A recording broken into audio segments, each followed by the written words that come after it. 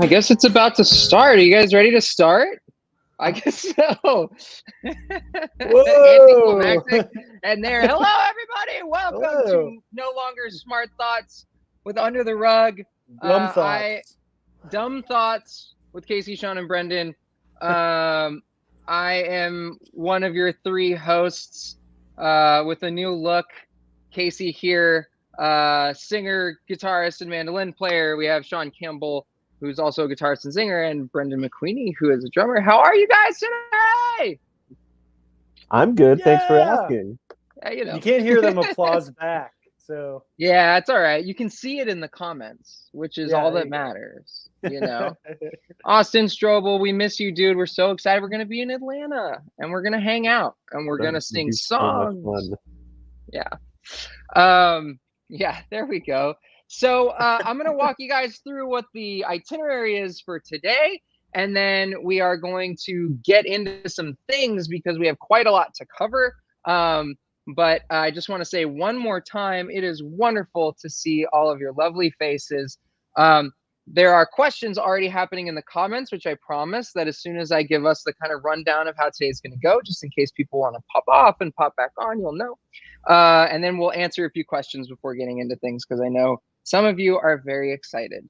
So let me just pull up my little list here. So Mad Girls Love Song comes out tonight at midnight, which we're all very, very excited for.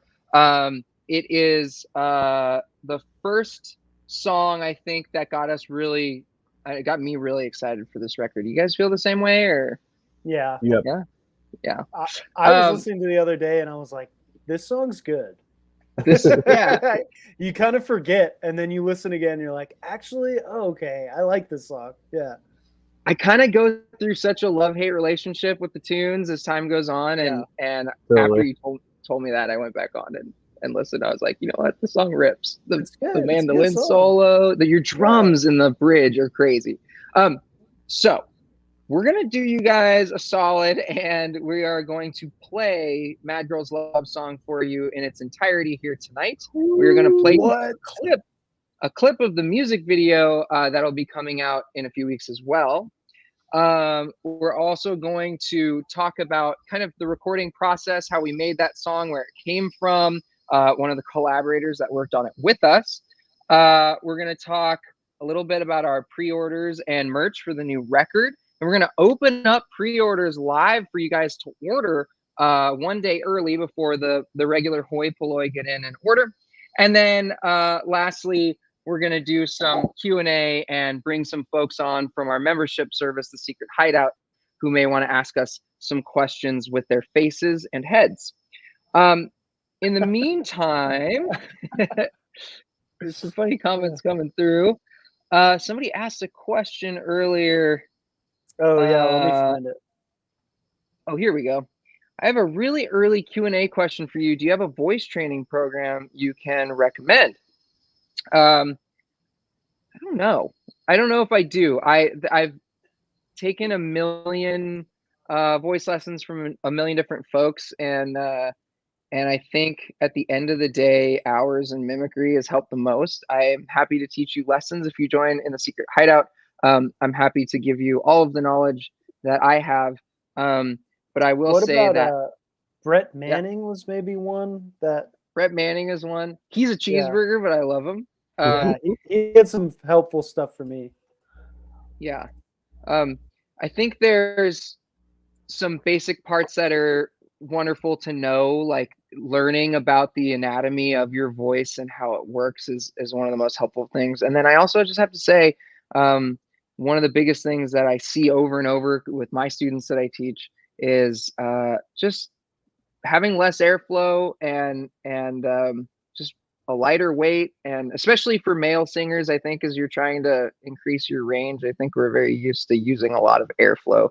So, or I guess I don't even know what to do with pronouns anymore, you guys. It's fine. But yeah, AMAB people. So let's move on. Okay, let's move on to the fun stuff. I think I want to kind of get right into it. The folks who got here early. Yeah, I think the folks who got here early, I know people are still coming in. Maybe we're going to show you a little clip of the music video first. And then as the last few people come in, we don't want them to miss it. So we'll stall slightly longer with a little bit of the music video. Sean, can you cue that up for us? As he's queuing that up, I just want to tell you guys the way that we filmed this is we got an old vintage 80s JVC camera, the one that the little kid has in Stranger Things, and all to tape.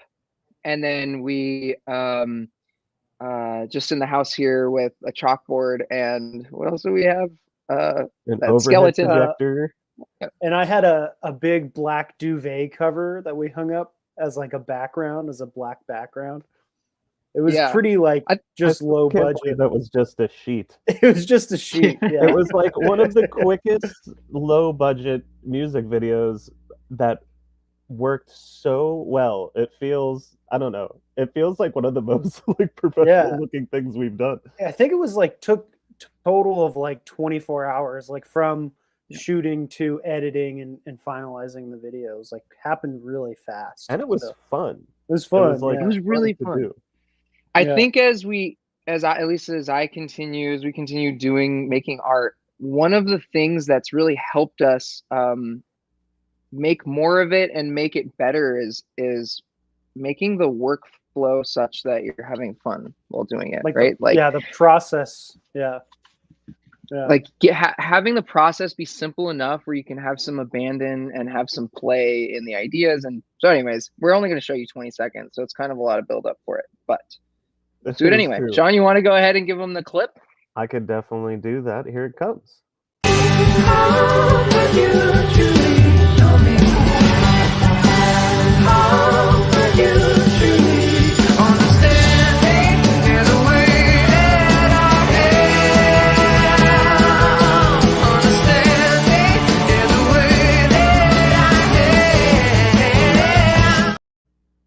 I love the I love the stop frame animation with the chalkboard. Is like like our emails. So we did that basically. We just filmed the chalkboard from above, and then Casey drew an eye, part of an eye, and then we just moved away, filmed that, and then another part of the eye, moved away, filmed that, and then we just cut it together in the program, so it looks like stop animation. Anyway, it's kind of like the music video version of the emails, right? Because and Brendan will put together these GIFs. Casey will draw frame by frame in animation, then Brendan will animate them for the emails. And so it was cool. We kind of pulled that idea into the music video. Yeah, it was fun like working practically with like a blackboard and a camera too, which is like something we've never done before. So it was cool to experiment. Yeah. I love the practical effects thing, or I think we're gonna do a lot more of that because it's a blast, and we're throwing chalkboards on each other and being like, hold still. I don't know. Also, that old camera. Every time I see that music video, I'm like, it's such a vibe. It's so cool. It has these little imperfections in it and graininess, and yeah. All right, should we do it? Should we show them? Let's do it. That's why they're here, I suppose. That's why they're here. Do you have it on a video background, Sean? No. So I have it as a song that's just going to play. So it's the best quality audio I can make it, and then I could kind of just throw up the single album cover while we get all of our ugly faces off of the screen. Can I just really quick before we do that? Can I just address this comment because? Thank you. Appreciate you saying that. You would want to address that comment, wouldn't you? Okay, I'm done. I'm going to go now. Okay, you guys, here it is. Long-awaited Mad Girls love song in its entirety, one time only. And then we open pre-orders for Happiness is Easy, our 4th studio LP. This is the kickoff. Here we go.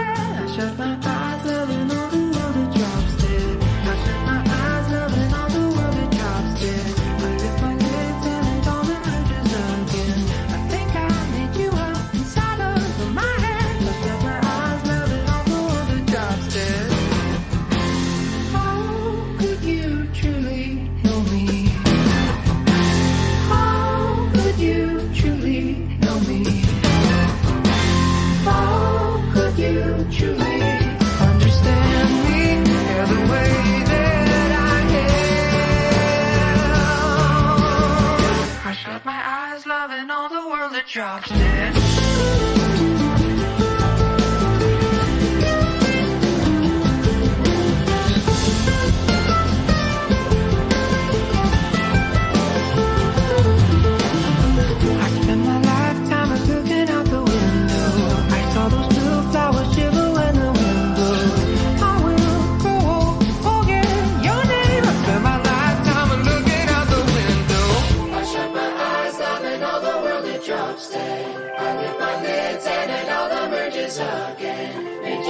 Inside my head, I shut my eyes, loving all the world and die like you. But it blows of us, all standing on the road and floating above us, our bodies full of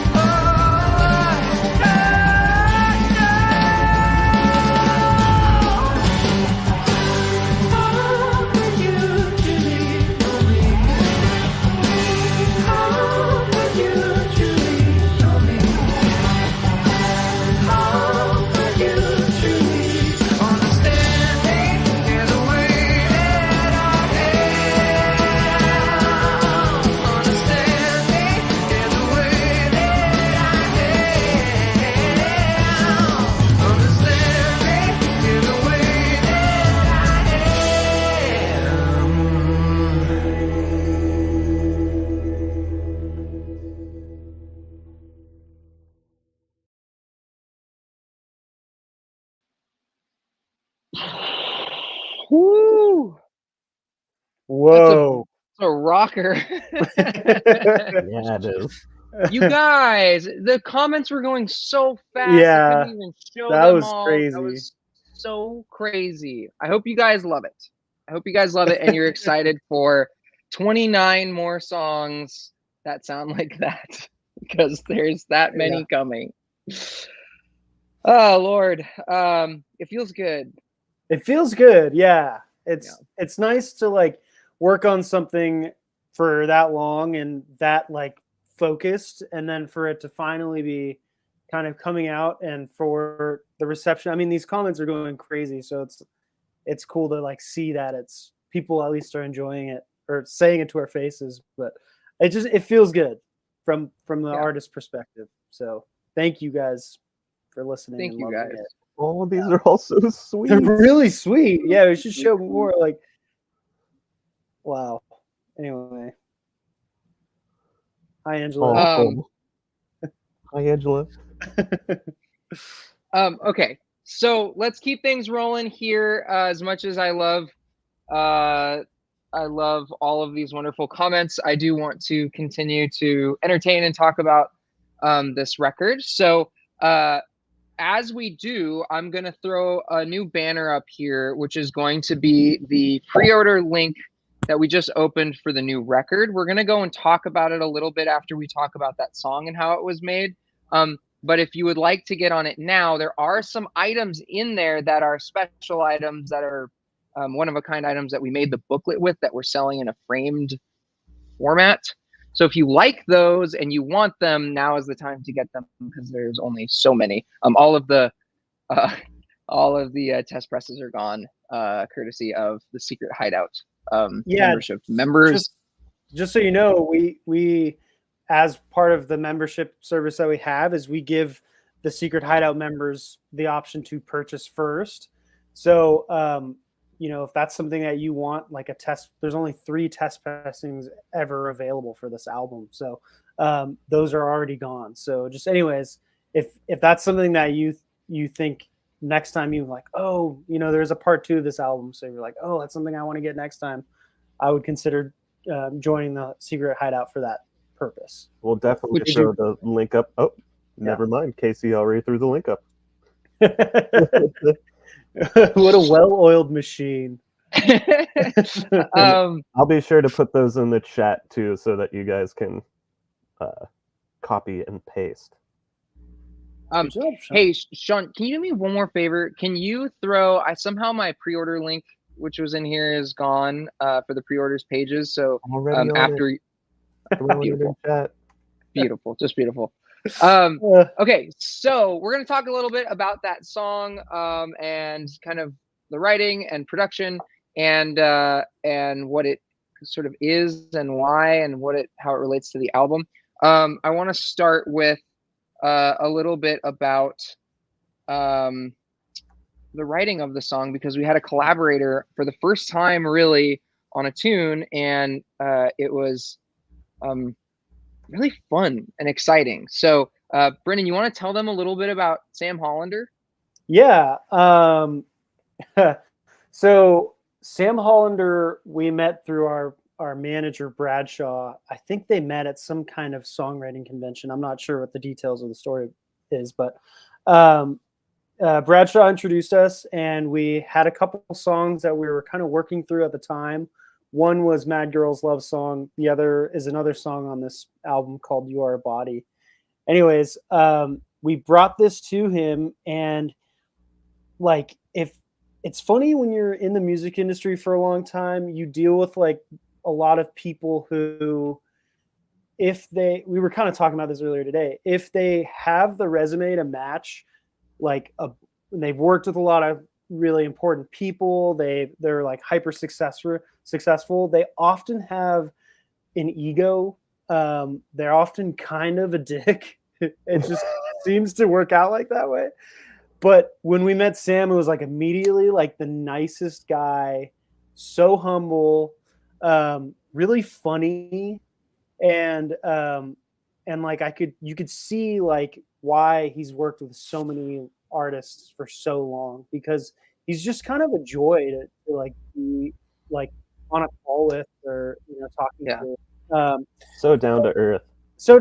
And like, yeah. So I just want to jump in and say that Sam, by the way, that song High Hopes by Panic at the Disco, he wrote some of I think it's the verses of that song. Yeah, I think so.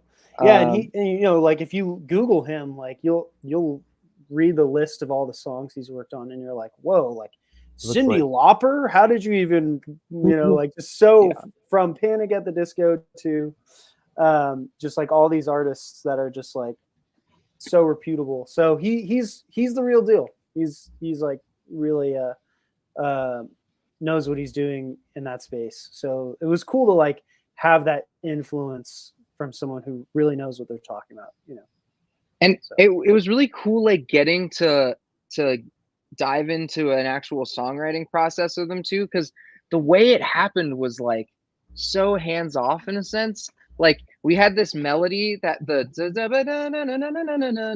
and he was like, it was like 2 notes longer than that, and he just like kind of closed his eye and he goes, yeah, he's like, that's the face. He's like interpreting it. He was humming it back. He's like, I think we should shorten it by like 2 notes. It should be, instead of da na na na na na na na na na na na na, he's like, just do it. And then we're like, holy shit. It's so simple, but it's yeah, and it like made it like, it took it from this land of like it was kind of too complicated to like really be digestible as like a melody, and then as soon as one change happened, it was like, oh, I could wrap my head around this as a listener. Like it's so much easier to understand. So it's just funny how tuned his ear is to that kind of thing. Like totally. He can pick that out among the muck. He's like, okay, this is cut it here and it will make sense. And beyond that too, like the rest of the process was, he goes, okay, we'll take that back, and with that melody now write some lyrics, and then come back and play me what you have after that. And so I go into my room for like, what was like 3 days. I was like, you were on a mission. You were like, yeah. I have to show this guy, Sam Hollander, that I can write a good song. So I just started kind of hitting it as hard as I could. And I wrote like 10 versions of the song. And if we finally came up with what we had, and we come back and we play it, and he's listening to it, doing the Sam Hollander thing. And then he just goes, no way. He goes, wait, you got to go back to that other section. And we're like, no, we are. And then he goes, then he says, sorry. Yeah. And then he said we are, and then we play him the rest. Yeah. And then he goes, "That's it." Yeah, it's perfect. Yeah. It's perfect.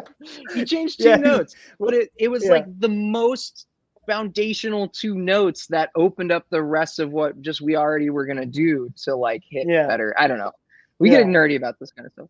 It was what I loved about it was he was like gave us the note that he thought was obvious, or like he was like, you got to go back to that section, and then we did it, and then he was like, all right, it's great, it's a perfect song, I have nothing else to add. Like, all right, good, you did the thing I wanted, it's great. His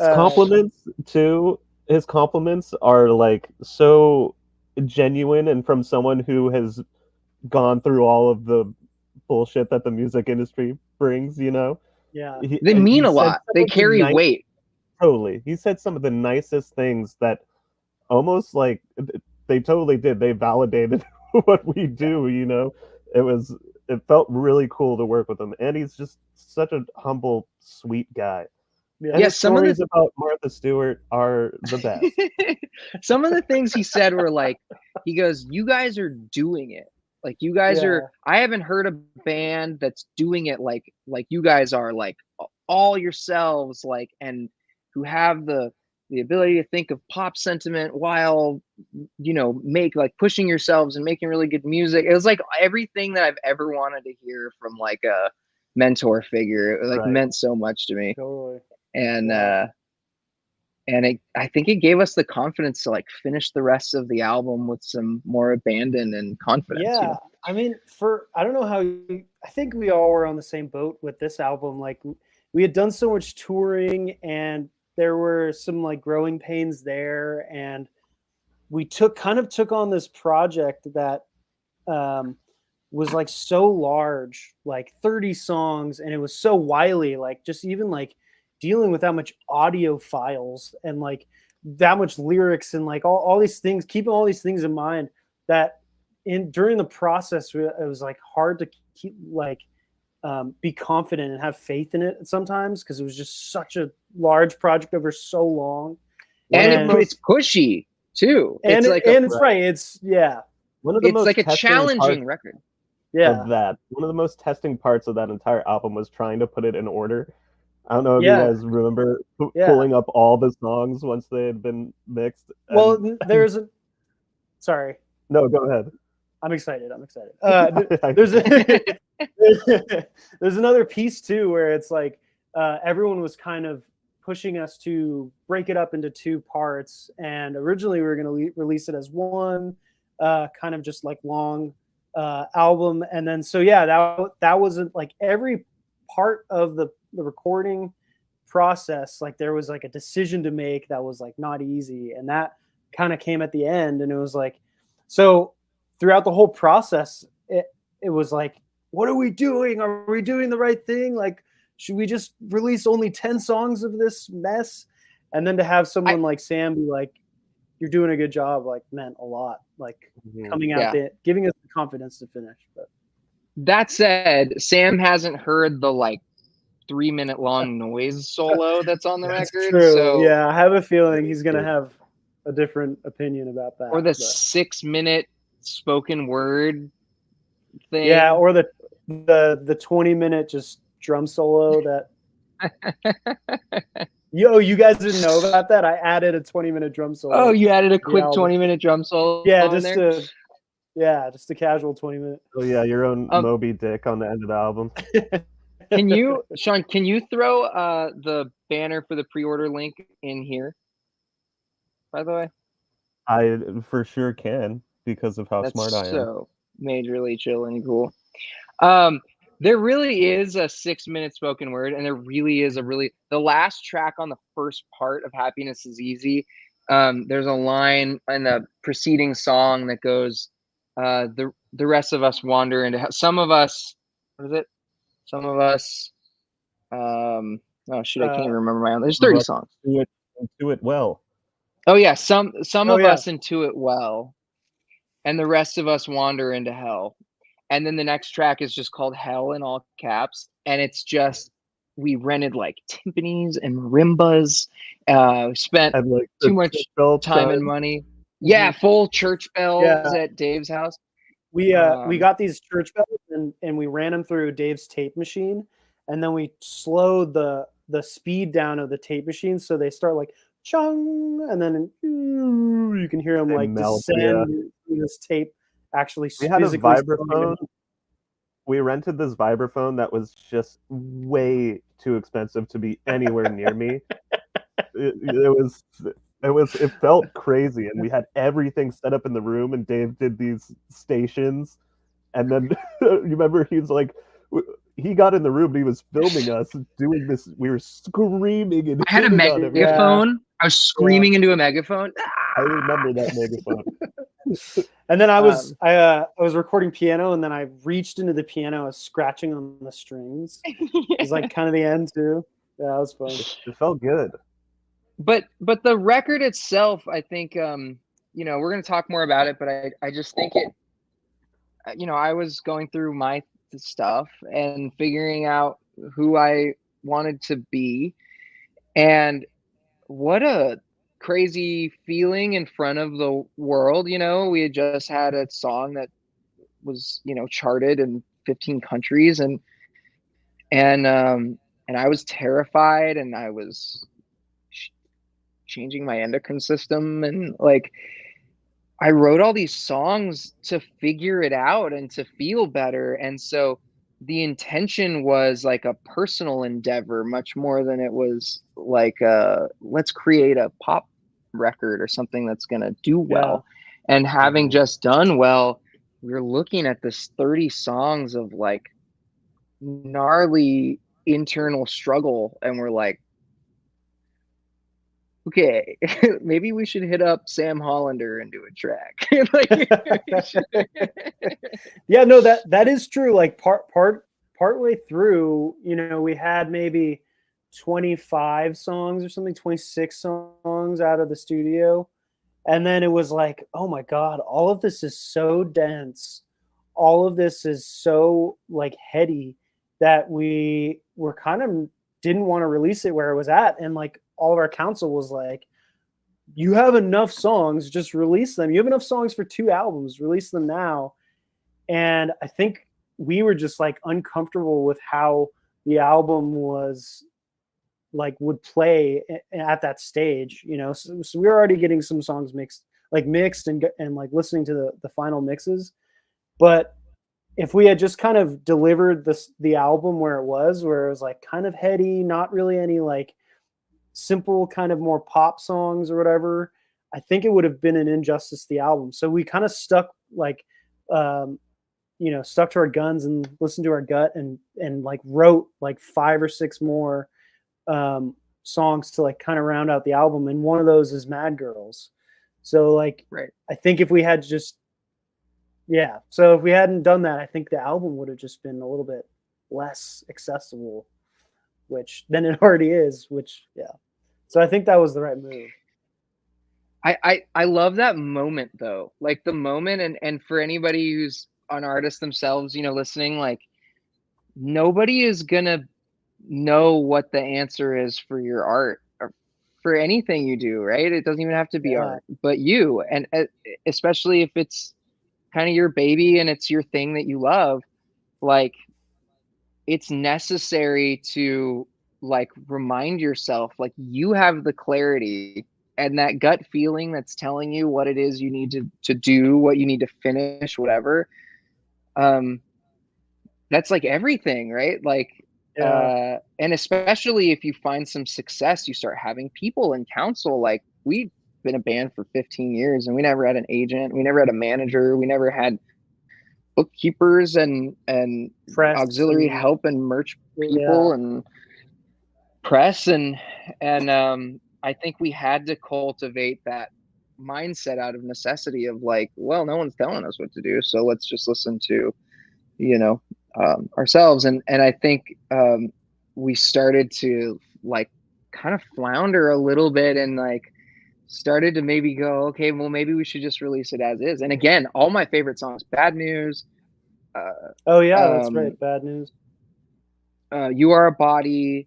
We completely re-recorded the song "Happiness Is Easy" from the ground up again. I mean, we re-recorded that song like 5 times, but we recorded all of it, the drums, everything, and that's what we landed on. And God, it's so much better. I don't want to cry in my car anymore. I mean, we went into our Secret Hideout, our Discord group, and we posted early versions, and then it still wasn't working. It didn't feel like it had the energy that it felt like it had live.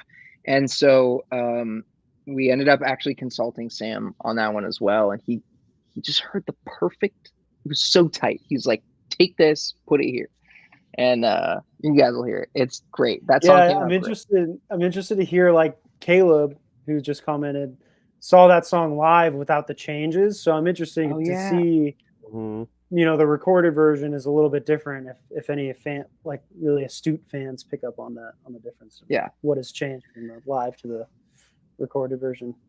It's funny that you brought up that nobody kind of knows the answers but us to how your music works and how it is, what to do with it.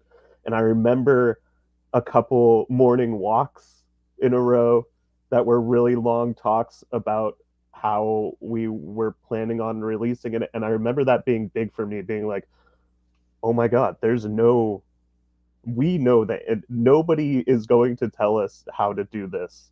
And it's all on us. And at first that scared me so much. And then after a couple walks, I was like, we are powerful, you know, like we know the answers. And we know the answers. What's funny is there's like 3 gut feelings that have to align after some time, and that's that's true too. The process, and it's cool when that happens. And I feel like I'm gonna get sappy, but like nobody but us 3 can really do that, you know. It's really special.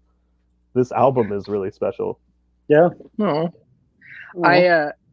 I think you guys too, like Rugrats fans, like you guys are integral to us solving some of these things too, because now we have an audience that we're writing for, and it's important. Like we feel the pressure to like give you guys something that you're gonna love, and you guys give us suggestions. So like one of the suggestions you all gave us recently in the last like year or so was, I love your guys's living room recordings, which we do right here, and is there any way that you guys could do that style of recording on the next record? This was between Homesick for Another World and Now. And so when we first went to Dave's to start recording, we said, hey Dave, can you set up some live stations so that we can record? Like that might be what's missing, that our live, you know, in the living room videos have a feel that the recordings don't. And so we set up those stations, and unfortunately, just with the way music production works, those were coming out stilted in a way that wasn't good, except for, I will say, Mary is completely live, minus the vocal track that I did afterwards. And the ending, it cuts into like more multi-tracked at the end. Yeah. But yeah, no, I mean, the structure, I guess They Said, too. They Said. Mm-hmm. That's almost a demo with a day of recording over it, right?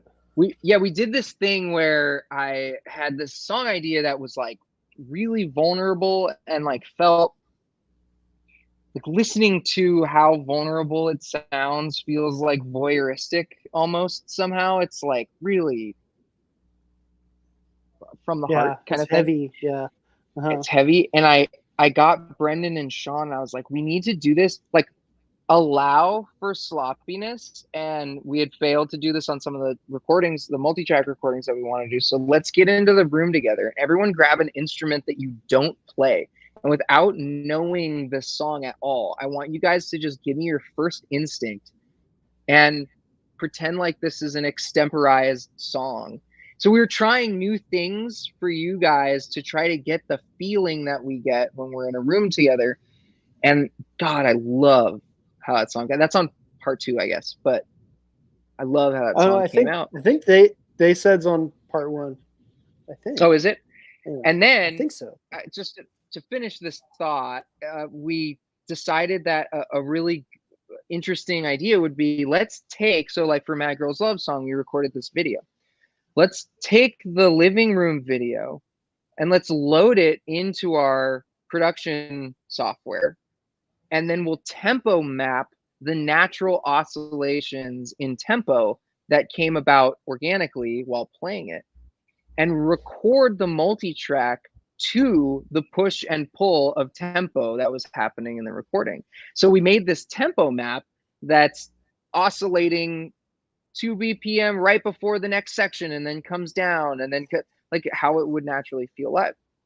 And I feel like Mad Girls is successful in maintaining energy in lieu of maybe a thimble of perfection, because it's doing what naturally our instincts were doing with tempo throughout that song. So anyways, this is some very nerdy stuff. That was a new thing to get used to, but I feel like it unlocked some sort of some heart, you know, some humanness, a human element to the songs that, say, like, you know, Pale King wouldn't have, you know. Right.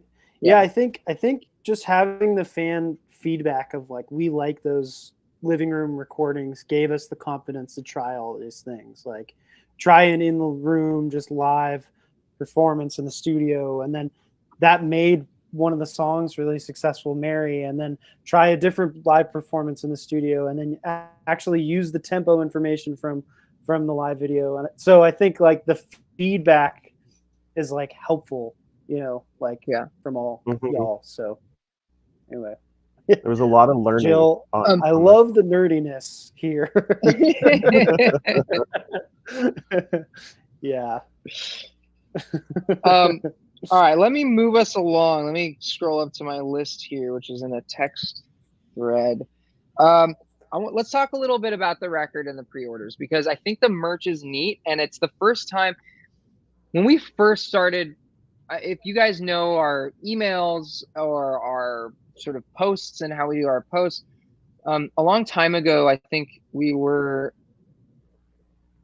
angstily against working on marketing on how we market, because it feels antithetical so often to art, right? Like you're trying to make art, and then all of a sudden you're trying to find a way to force people to buy this stuff. And I think over the last 10 years, we've been trying to figure out how to make the marketing part of the art. And so this is where our doodle-filled emails came from, our free CD campaign that we run before every album cycle. And this is the first time, I think, where the merch that we've created and the music videos feel like or look like the songs of this record sound. There's like a lo-fi graininess and nostalgia. So real quick, let's just start with the album cover and talk a little bit about this album cover. So here's the full color version. And wait, hello.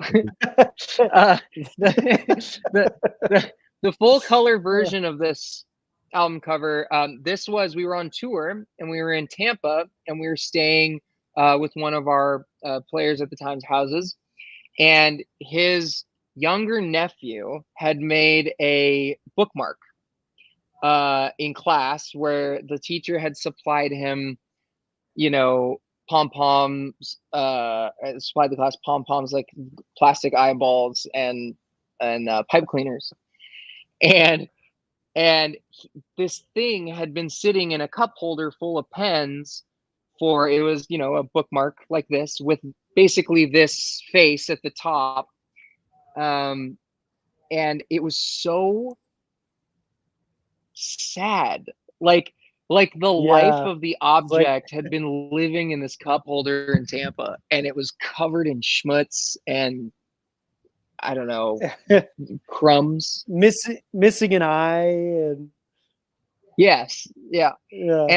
and this record to me was this is from that same house where Brendan had this lovely princess room. I was so sick that I just stayed in bed for like 4 days. It was like our only 3 days you got off. sick.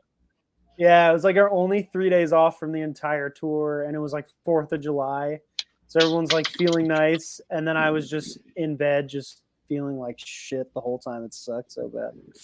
But anyway, So I'm trying to find the original picture of the. There it is. Bookmark. Shout out I'm Liam, just by gonna the show way. it on my phone. Oh my god, there it is. It was just in a cup, of coins, just in the house, just in the corner of the house. It's funny how automatic it was. It was like, oh, that's it. That's the album cover.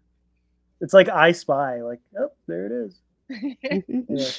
And I had found myself like at the time, like I was exploring whether or not I was going to be trans. Like I was going to, yes, was always trans, but I didn't know if I was just going to take that to my grave. And so I had started making efforts to see if I could handle being public and out. And I felt like this feeling. I wrote a bunch of songs. Some of them we cut because they were just so transphobic and dark, where I was like, I was a little boy once whose family like raised me, and such high hopes they had for me in my high test scores and interest in reading and writing, and am I throwing it all away by doing this? And is heavy, right? It's heavy to like consider. And I looked at this bookmark, and the like optimism of such a cute, harmless piece of art that a child made, and then looked at myself and like, where did I go? And I think that kind of nostalgia becoming sad is the kind of longing that makes us very human. Like the fact that we all age and that we all change and that we all die. Yeah. Sorry to get really heavy on this live stream, but that broken nostalgia to me was really powerful, and it made me feel a lot. I will say that at this point, after weathering this last year and writing this record, our record called Happiness is Easy, I don't know. That's very tongue-in-cheek, right? I don't necessarily know what it means to be happy. But I know that a little trick that has made it easier for me that I've found through this last year has been,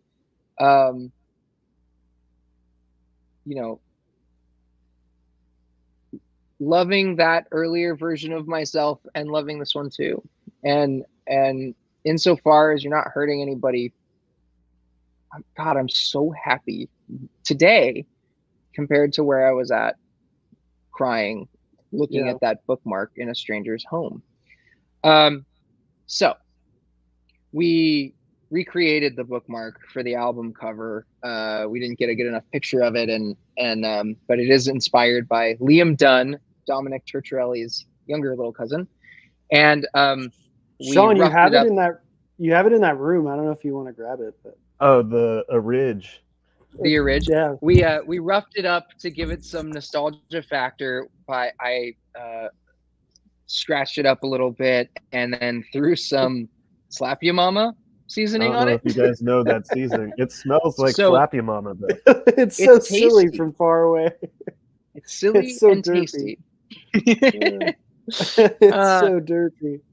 So the merchandise on this run looks a lot like the album sounds for these reasons. And I would like to show you what the merchandise looks like. So I'm going to put this in presentation mode very quickly here. And I had figured out exactly how to do this just before starting. And now I have lost my mind. So bear with me. Well, I have lost. Oh, I have it. Haha. Oh, nice. Perfect. Oh, I have to open system settings because I'm on a different computer, and then I have to God. approve Google Chrome, and then use my password, and oh my goodness. And I'm gonna show some comments. Yeah, show some comments. Woo! I don't know where Somerville is. Where is Somerville? Where is Somerville? And when we can't are we wait going to see you there. It's in Massachusetts or New Jersey or Texas. Oh. Okay. All right. Okay. Sorry, guys. I figured it out, obviously, if you can tell. So this is the pre-order page, and it gives a little information on the record in my classic doodly way. I'll skip most of this, but I will stop at one part, which is, I was talking about some trans things, but I think the heart of this record is that, at some point you might realize that you're unhappy and you need to figure out how to be happy. And looking inwardly and figuring those things out is necessary. To do that, this album is selfish and jagged and massive and odd. It's 30 songs, but I do suspect that there are plenty of people who, like me, are trying to answer that question for themselves. So for anybody who is trying to figure these things out for themselves, I think this album is for you. And in many ways, it feels like I'm right back where I started, but maybe things are a little bit different now. So let's take a look at some of this merch. As you can see, there's our little bookmark dude, which is what we are using for the main album cover tee. Sean, do you mind sharing that tee in a larger format? I can. You can. Wow. I think it's so cool. It's cool. Wow, look at that. Wow. I like that it's like a classic band tee too. It's like boom, album cover. Yeah. Also for the ladies who crop shirts, it's the perfect cropping length. I'm just saying, if you're interested in cropping it, look at it. It's perfect right there, croppable and beautiful. Okay. Wow, I also just love the way the hoodie came out. I love the way the hoodie came out with that stupid face. We laugh every time. It says UTR really small in the eye. It's worth noting that these hoodies are so nice. Yeah, they're nice. Yeah, they're garment dyed. Garment dye is where you take the garment, instead of sewing together a bunch of pieces of already dyed cloth, you are going to sew together undyed cloth and then dye the whole thing at once, so it gives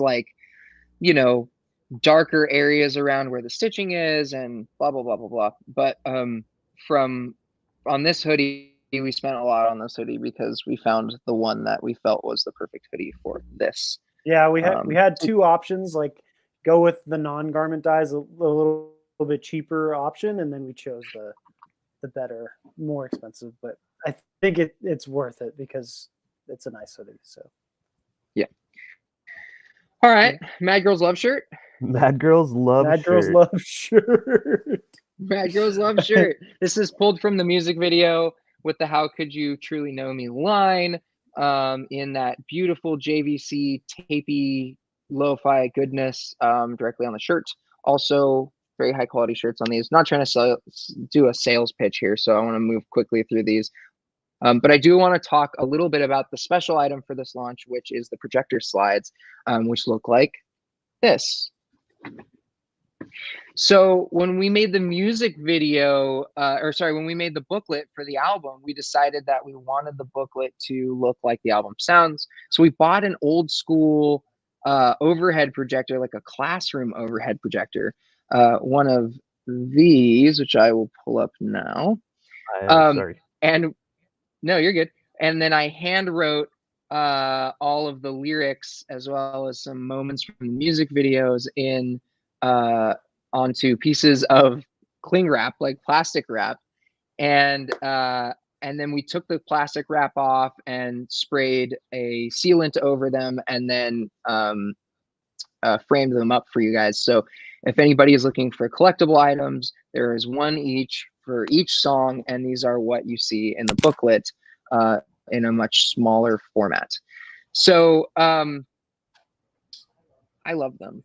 I love how they came out. I think they're really neat. There are a few left. So feel free to nab the last ones if you please. Two, I don't know what I'm saying. And that's pretty much it for the pre-order stuff. So I'm gonna put our faces. Look at this vinyl and how yellow it is. Come on, neon yellow, you guys. It's gonna be beautiful. It's gonna be a really good vinyl. And there's Easter eggs on it. The CD is super cool too. I love the eyeball CD. Yes. And of course, we can't forget shiny stickers that the McKean family from Beth and Ted made. Those are cool. Those are like nice. And donated to the store. Thank you, Beth and Ted. Thank you, Beth and Ted.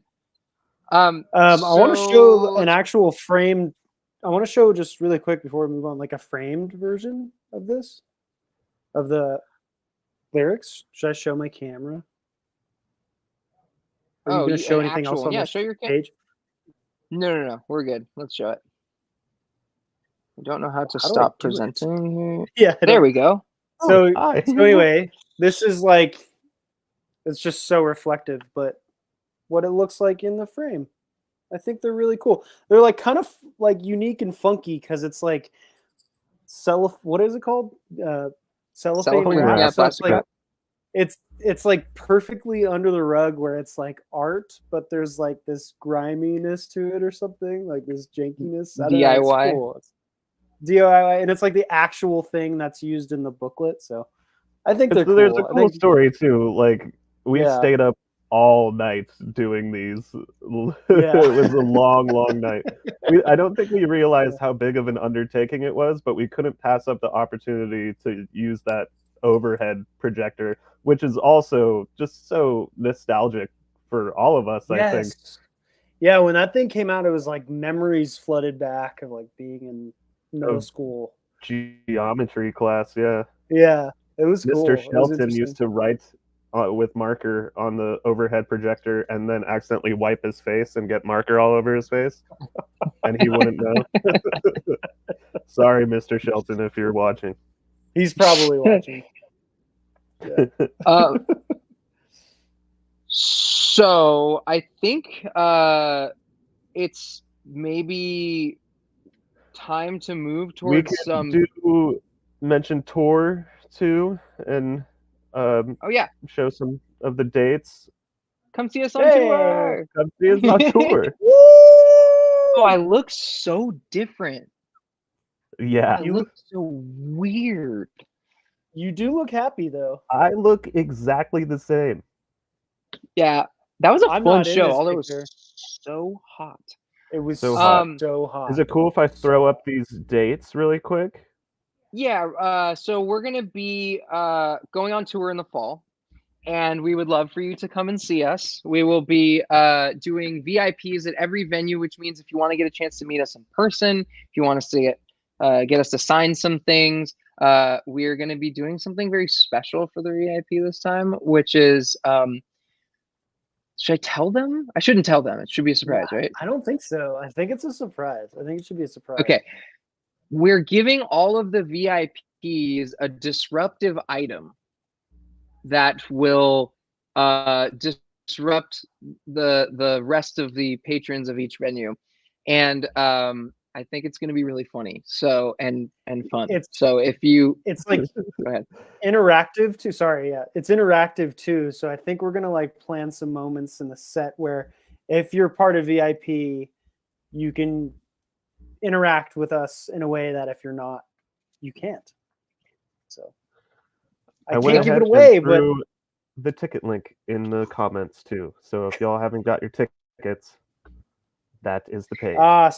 Someone guessed it. It's kazoos. Damn it! It's not kazoos. Okay. Yeah. We wanted you all kazoos. to play kazoos while we perform. I think it would be such a terrible idea to give all the Rugrats kazoos.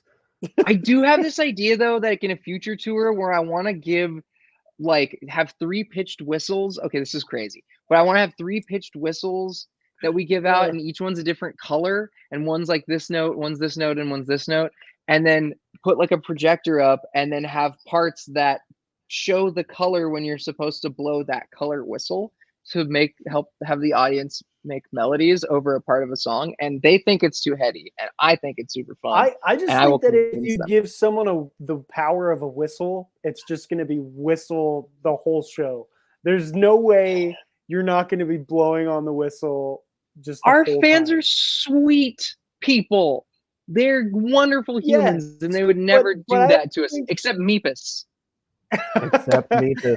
Okay, it's like when you put anyone in front of a drum kit, they're not just gonna like not hit a cymbal or something. They're gonna make Rebecca's just okay. Maybe Becca won't do that, but I don't know. Meepus maybe I'm wrong. Meepus is like Meepus is like, yes, I would absolutely blow that fucking. Yeah, if everyone whistled, Meepus would have a trombone. Honestly, yeah, it sounds fun.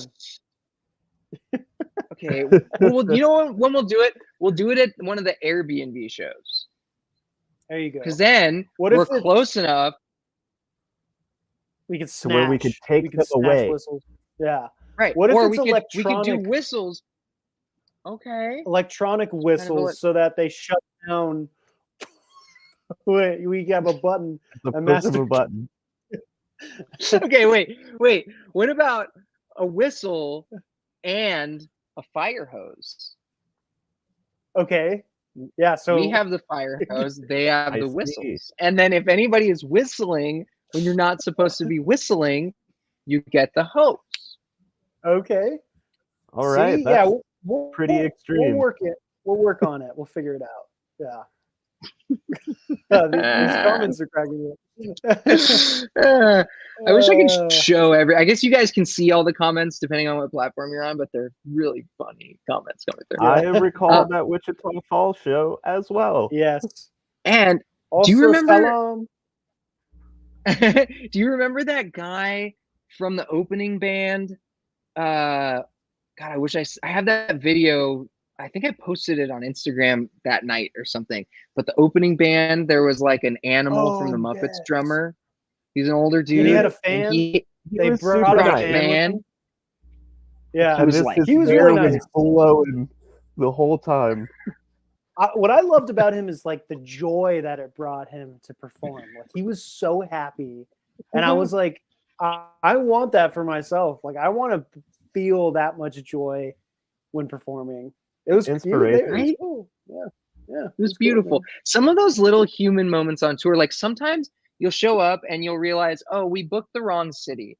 Like, yes, you'll be like, well, this isn't the city where we have fans, and so we drove like 6 hours to get here, and we're gonna make $0. We're gonna spend money to be here, and there's like 20 people here. You know, other nights you'll have 300 people or 1,000 or whatever. Yeah, and then you'll have this moment where it doesn't matter because this like super like sweet, lovely, very old couple just start waltzing to your song or to a song in the middle of the room, and or the 15 people who were there come and sit cross-legged in front of the stage and are just like swallowed up by the music and are like so rowdy, and they're clapping between songs that nothing else matters. You never know what you're getting into.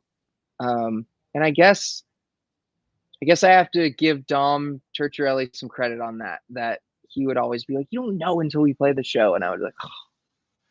But he's right. That's true. Yeah, that's true. Yeah. And it's it only takes a couple people too, to like, make the show. Like if there's one or two people being like energetic or reacting to the show, then it encourages everyone else to have a good time. So like it really takes one person to like change the whole atmosphere of 100 people's nights, or 100 people's night. Anyway, yeah. Remember that Philly show? There was like it wasn't super packed or anything. Like 40 there were some people there.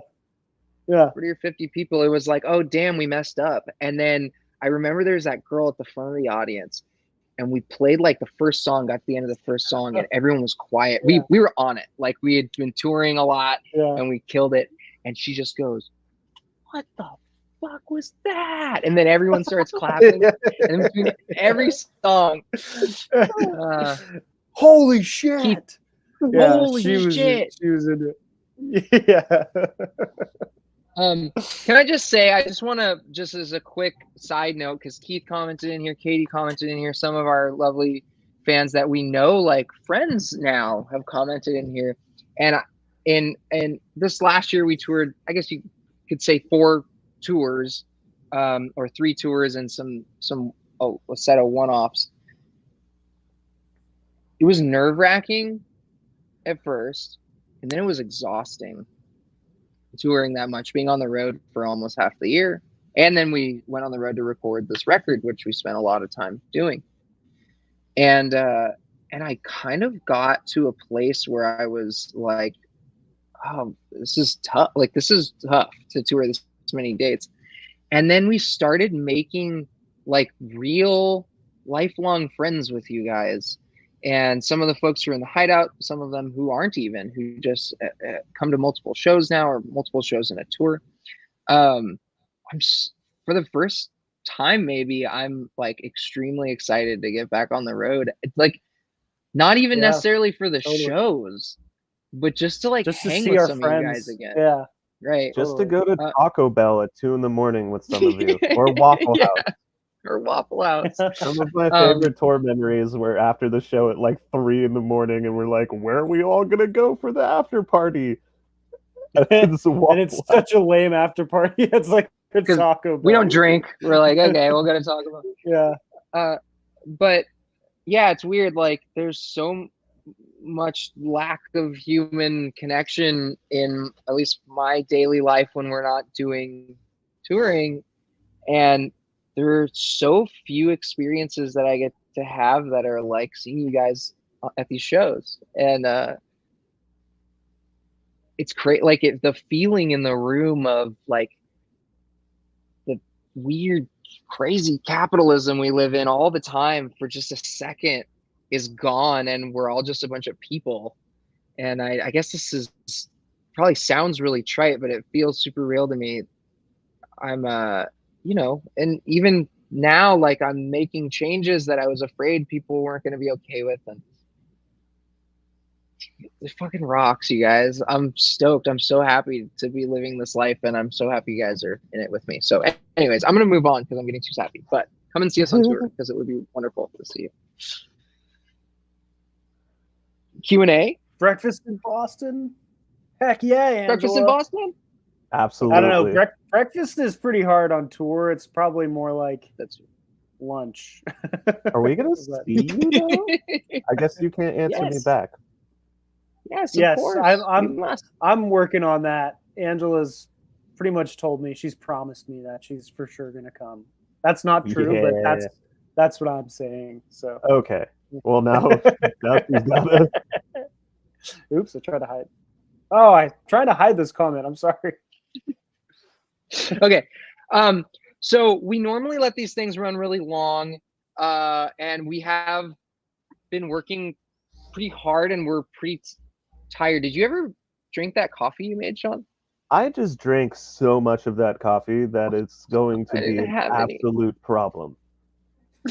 I'm crashing currently. Okay, so we're gonna get to talking with people, and I just had a heart attack because I realized we didn't invite Ash and Elsie back on, and we promised them that we would.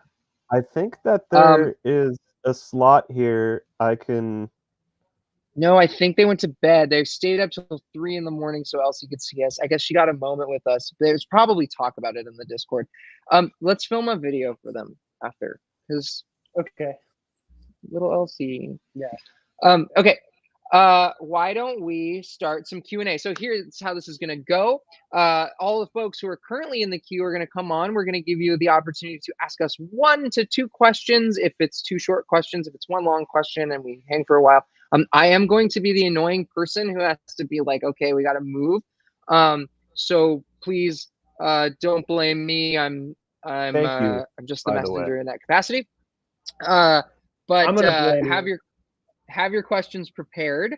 And then once we get through the video questions, if you guys want to comment questions and we still have some time, we can answer some questions over comment as well. If you would like to join us in the future with your faces and heads on video at one of these live streams, please do join the Secret Hideout. The Secret Hideout is where all of our wonderful fans and friends hang out. And we just revitalized it with a new post section with 4 unreleased Under the Rug songs that aren't even from Happiness is Easy, as well as one from the second half of Happiness is Easy that won't be out for a number of months yet. So if you like Under the Rug that much and you would like to hear songs in progress as well as a finished song that nobody has heard if you're outside of the Secret Hideout, please do join. You can join for the lowest possible tier option, I think is like $4 a month, $5 a month. And you can just join once and listen to the songs and bail if you would like, or you can continue to support us for around a cup of coffee a month. Between the Secret Hideout and our merchandise orders, we basically tour break even. That is how we sustain our lives, continuing to create music, which is more squalor than you think it is. Okay, now inviting the first person on who is first in the queue, who's been waiting here for hours and hours, Jill of the North. Hours she has been waiting. Are you ready, Jill? Welcome to the stage to ask us a question. Give us a thumbs up if you're ready. All right. Yes. Jill. Hey, Jill. Hi, Jill. Oh my God. Hi. How are you? I'm okay. Long time no see. Yeah. It's lovely to see your face. Yeah, same here. Oh, it's wonderful. Are we gonna see you in the fall?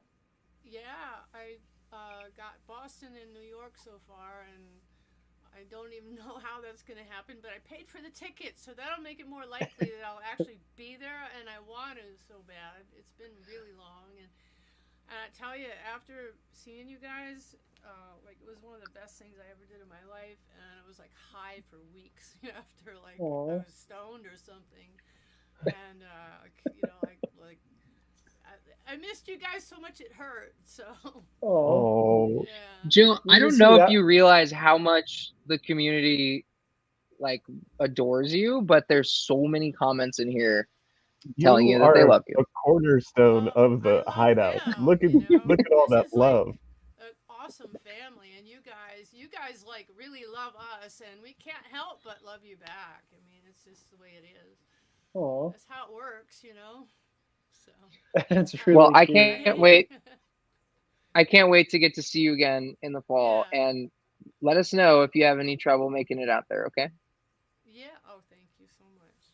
That's so sweet. Do you have any questions for us? Yeah, it had. I hope I can remember them because I had them in my head before you said it was me that was going on. I'm like, well, one. God, I can't believe my mind is blanking. One of them was. Remember when you had us commenting on like different versions of a song? Yeah. We were commenting on Discord and stuff, and like I wondered if any of our advice helped you. Absolutely it did. I can't remember. I think it was I Don't Want to Cry in My Car Anymore was the song. And I know one of the things I said was like I was telling you, comparing the ending of the one that I actually recorded live, I was like, I love this ending. Don't lose it. So anyway. I think that it was fun being part of that though. Even if you didn't take our suggestions, it was just cool to be, you know, included in your thought process. It was very unique and interesting and a privilege, you know. Yeah, So, I think we did end up. I think that's the reason why we ended up reaching out to Sam Hollander to get some advice on that song too, is because we felt like, hey, this isn't doing what the song did live somehow. yeah. Right. And I Yeah. needed to know if other people felt that too. And then you confirmed this and gave us some thoughts that led us to Water. So thank you Cool. for doing that. And you're a musician too. Yeah, I So trying to be, but I'm not like you guys. I'm not like I'm not playing every day anymore and stuff. It seems like, I don't know, tired. Like I don't- it's terrible. I don't- Yeah, I don't play every it's day. hard to maintain. Yeah, it's hard to maintain it every day. I try to, but it just doesn't happen like that. In the Life- beginning, I made myself practice for like an hour a day. You know, I wanted to build up calluses and I wanted to learn chords and stuff. And then I started doing, you know, the stuff I do. You know all about that. Anyway, so I'd end up playing at the events and but not like play a lot in between. So yeah. I can't believe I forgot my other freaking questions. Like when I hit myself in the head. honestly, we know what this is. We know what this is. it's This good is to an just see excuse to you. get to see you because we talk to you almost every day in the Discord. Come and So, say hi. or yeah, There he Teddy. is. Yeah, there's my boy Teddy. Hi everybody. Teddy's here. I for some reason I said Ted in the Discord the other day, and there's an emoji of this dog in there that someone commented. For the people who aren't in the Discord, this dog is famous enough to have his own emoji, which is just amazing. Eddie's our I think, boy. was it Laura? Did that? Or I don't know. I don't know who did that, but LJ? whoever did, LJ? I wouldn't be surprised. Yeah, I think it was- might have been her. Anyway, so cool. So cool. oh, that's awesome.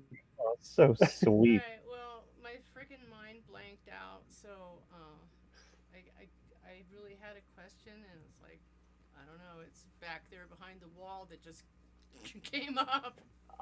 That's okay, Jill. You can DM us. I was gonna say, Yeah. just throw it in the Discord. Oh, I know what Throw it in was. the Discord.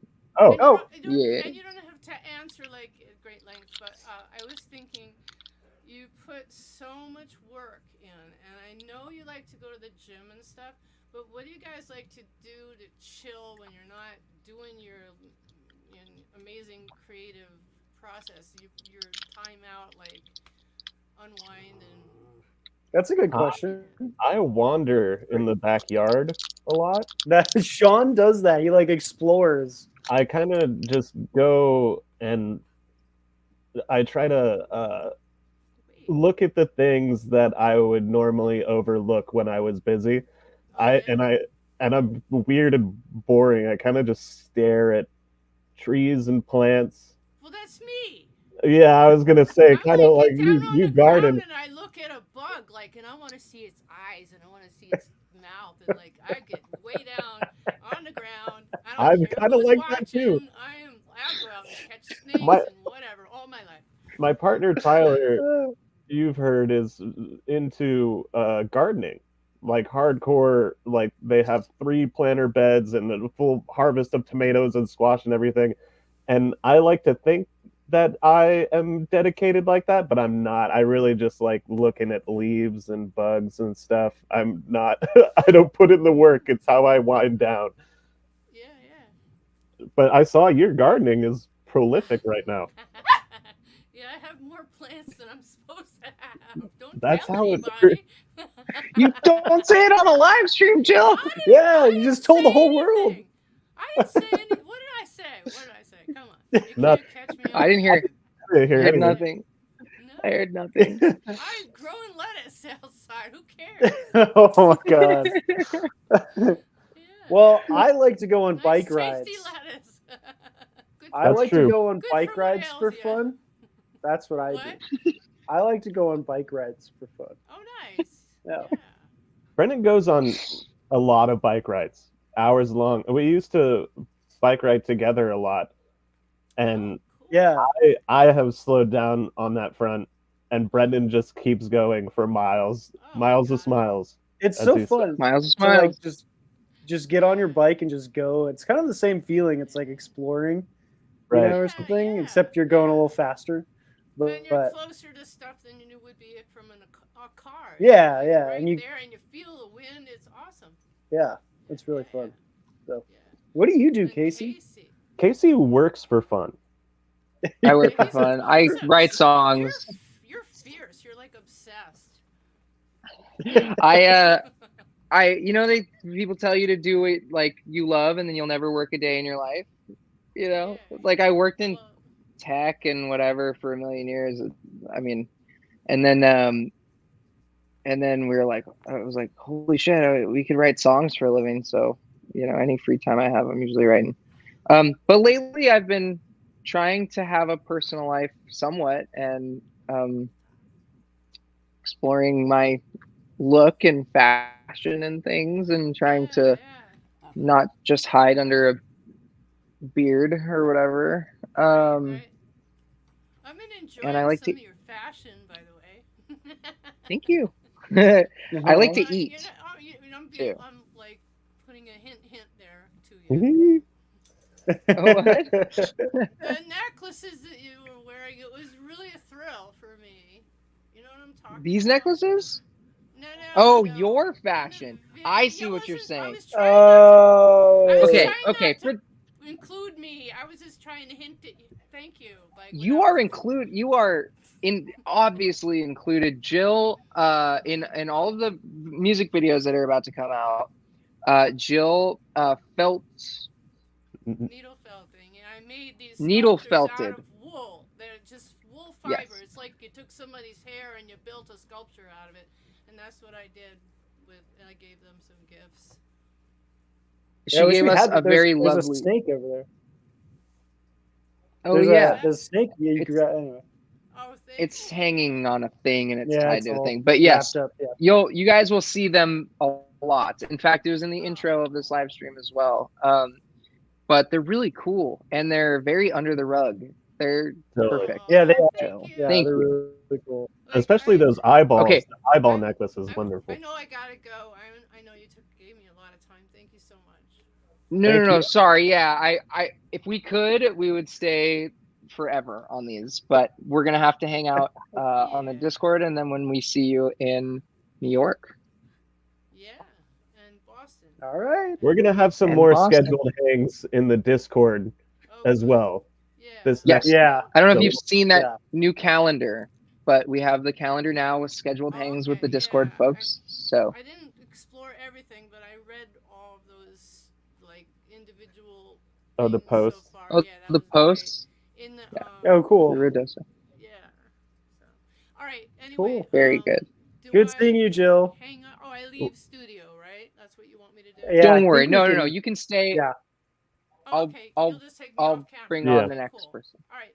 Thank you. Bye. Love you. Love you, Bye, Jill. Jill. Love you, Joe. Bye. Bye. Talk soon. All right, Those Lumi, you're comments next. in Blew the up for Jill, but that is so I funny. know. I know. You You ready, ready? Lumi? Thumbs up. Thumbs up. Here we go. Hey! Hey, We get Nice to to meet meet you you. in person for the little I'm camp. good. Awkward. Join Oh, the club. Yes, there we go. I am the one. Oh, that's cool. No It's way. Yeah. so cool. Yeah, That's rad. That's I'm cool. bad at So spatial sweet. awareness. Where are It's you in the the world? sweetest thing. I'm basically in Minneapolis. All right. Cool. So we'll see you in the fall. Yeah, I'm gonna go to Minneapolis, Chicago, Boston, and New No York. way. No way. That is awesome. That's awesome. You're gonna be sick of us. You'll probably be sick of me, but That's I not don't true. think I don't think so. so. I have a suspicion That's we won't. awesome.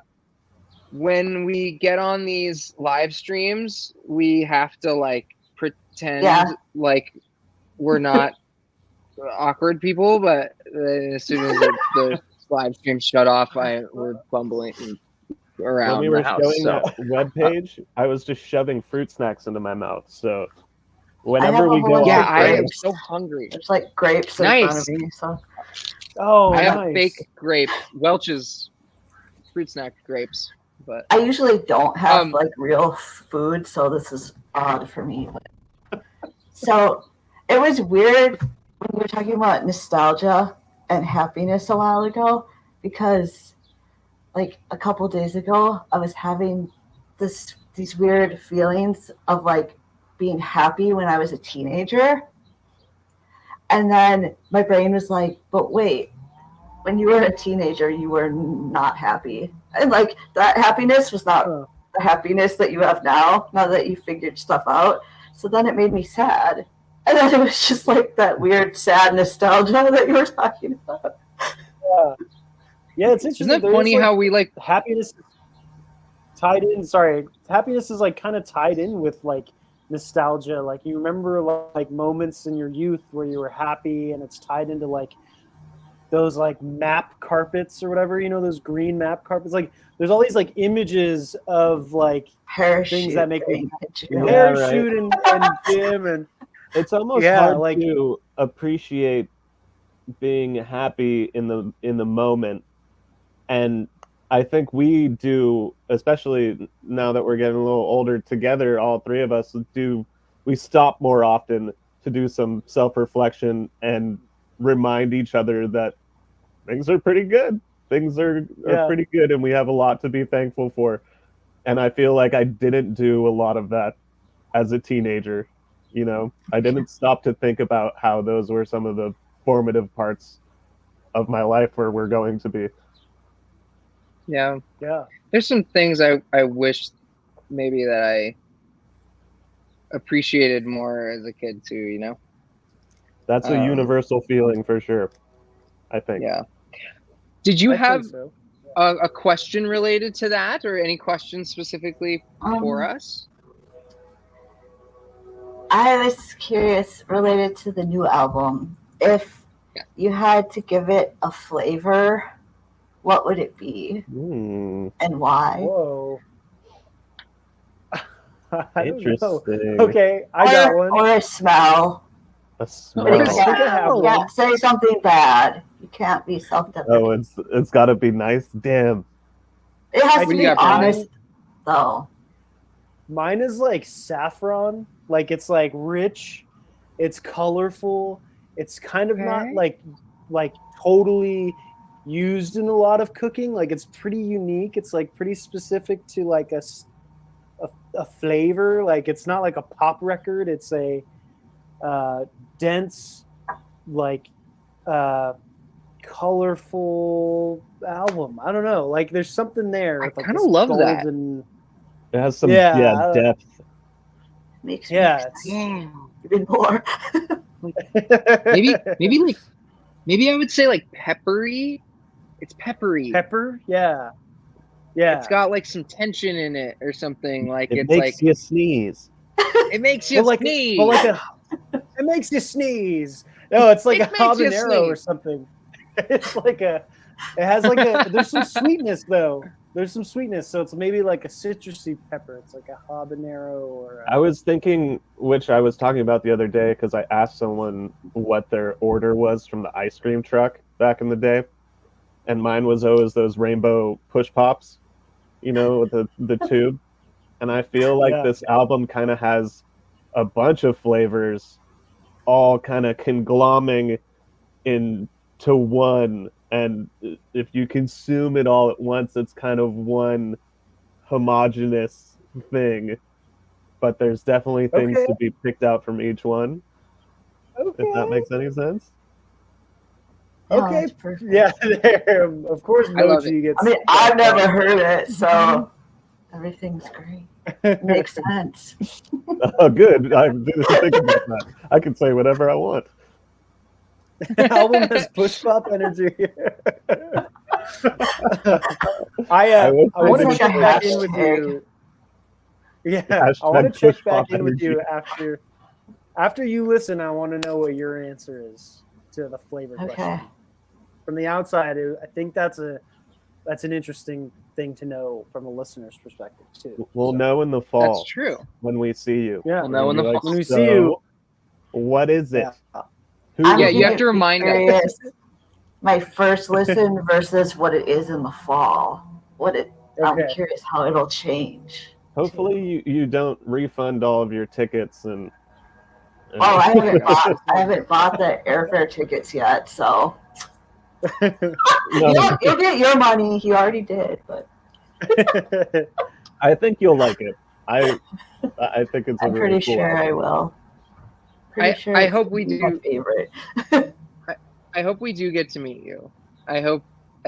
Also, I have to see your tattoo in person. It's not fair if you don't show up and I don't get to see. Well, I'm doing VIP at all of them, so. Oh, cool. Are you? Like, might as well. I'm going. So. That's awesome. That's so awesome. We're gonna become very good friends.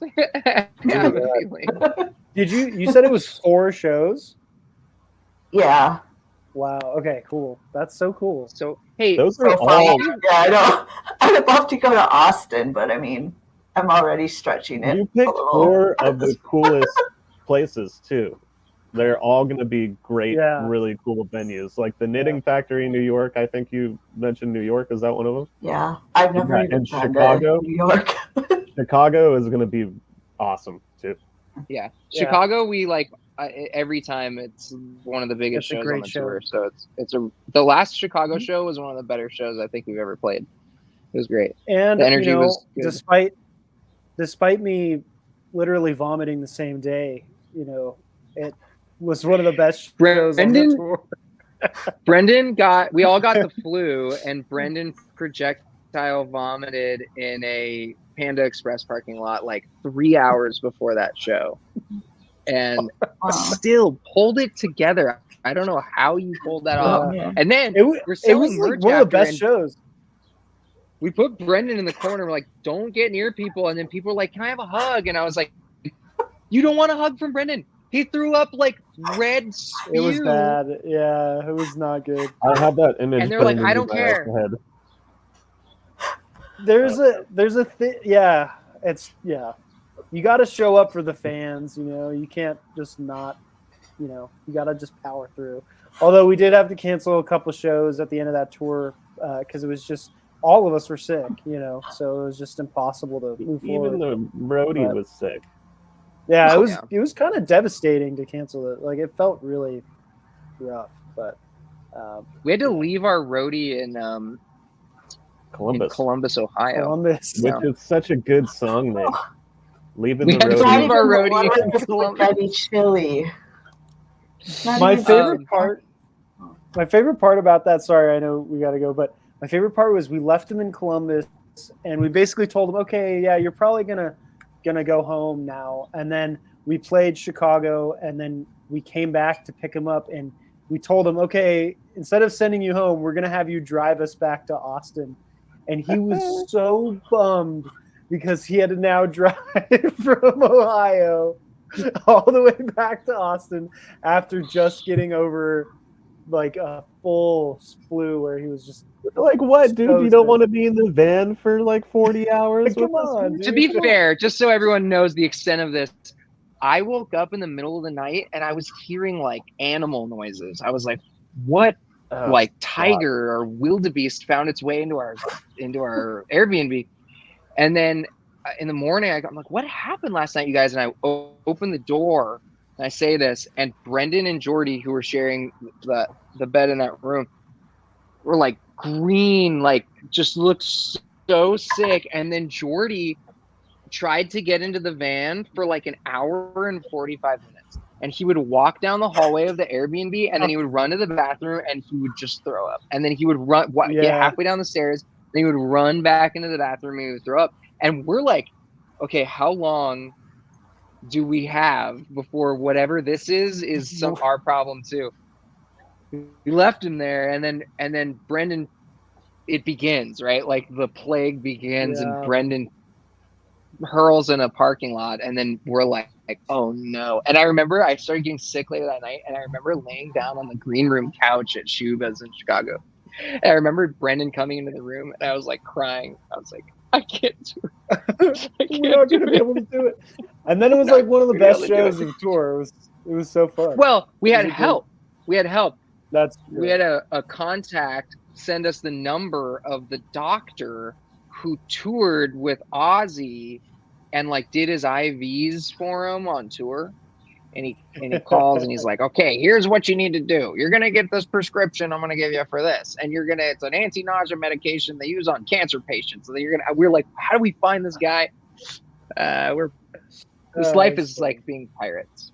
Yeah, we're pirates. Unfortunately, sorry that your time got taken up by throwing up and I love it. I wish there were more farts. There will be when you come. Oh, you're gonna get along with us great. It's gonna be. Oh yeah. Oh yeah. Hey, okay. Thanks for coming on. It was nice seeing you. It's nice to meet you. Yeah. It's wonderful to meet you. I'm sure there will be many more Discord chats between now and then, but it was lovely to get to see your face on a video stream. And thank you for like taking a chance. My earphone just fell out. Thank you for taking a chance and being a homie to us and supporting us. And I'm going to get this headphone now off screen. Oh, and thank you for the care package. That was really sweet. Got something in the mail. That was so sweet of you. Thank you. Yeah. You're welcome. I'm horrible at this. Just wait till you meet us in person. We're going to be the most awkward people you ever met. Thank you. Bye. Thank you. All right. Nope. Meepus, I almost brought you on. I didn't know what you're doing in there. Are you good? No, you're not ready. No, you want to you and come back. All right, good. Gavin. Gavin. You good? I think that's a thumbs up. Thumbs up. I'm on here. Hey. How are you? Long time no see. Bad. I actually, I've got no work today, which is kind of lucky in a way. Yeah. So yeah, I'm missing out work to actually see you. So yeah. So that's wait, so awesome. you're off of work today? No work? Yeah, like there was no work. Perfect. So it was like, oh well, this is on tomorrow. This is on. Okay, cool. I can get to see them. So that's amazing. Perfect. How have you been a long time. Yeah. Oh yeah. It's been a weird few months for me, but yeah, I'm getting through. It's just been up and down. So yeah. But yeah, getting there. Just getting through life as we all do. So yeah. Do you feel like it's on an up or a down right now? It's climbing again. Yeah. Like inching. So, yeah. Okay. What can I ask you a question? Yeah. What do you do for yourself when you're on a down and wanting to go on an up? Like, do you do any specific things or? Usually it's like I listen to like music. Yeah. Music is what kind of like, yeah, I need to sort of pull myself up. So I might sort of put some really fucking camp music on that just like I put some Kylie on and that puts me in a I can prance around the room and that always helps happy. For sure. Isn't it crazy how music can do that if you're a music person? I don't know. It's such a big part of my life, at least. It's like maybe one of the only things I have. Like real healthy coping mechanism for sure. For me, being able to not give in to, you know, any like dark vices or dark places in my mind, and there's just a handful of artists that are really, it's like a drug that makes me feel better. Listening to some folks, you know, very much playing so. too. Playing's the same thing. Okay, Gavin. Yeah. Sorry to cut you off. Did you have something? I actually would like to ask if you would all want to do like some little tags for Outrageous, especially for the new album. Gotcha. Yeah, it's right now our schedule is like really crazy, so having any free time is pretty tough. But things are going to lighten up in the next few months as we get these things rolled out, and that would be a very good time to email us about that. There's no time frame, but I still would love to get just a handful of little tags from you guys, like just to have your voice. Oh yeah. You mean like a, hey, it's us from under the rug, and so if you play our music or something.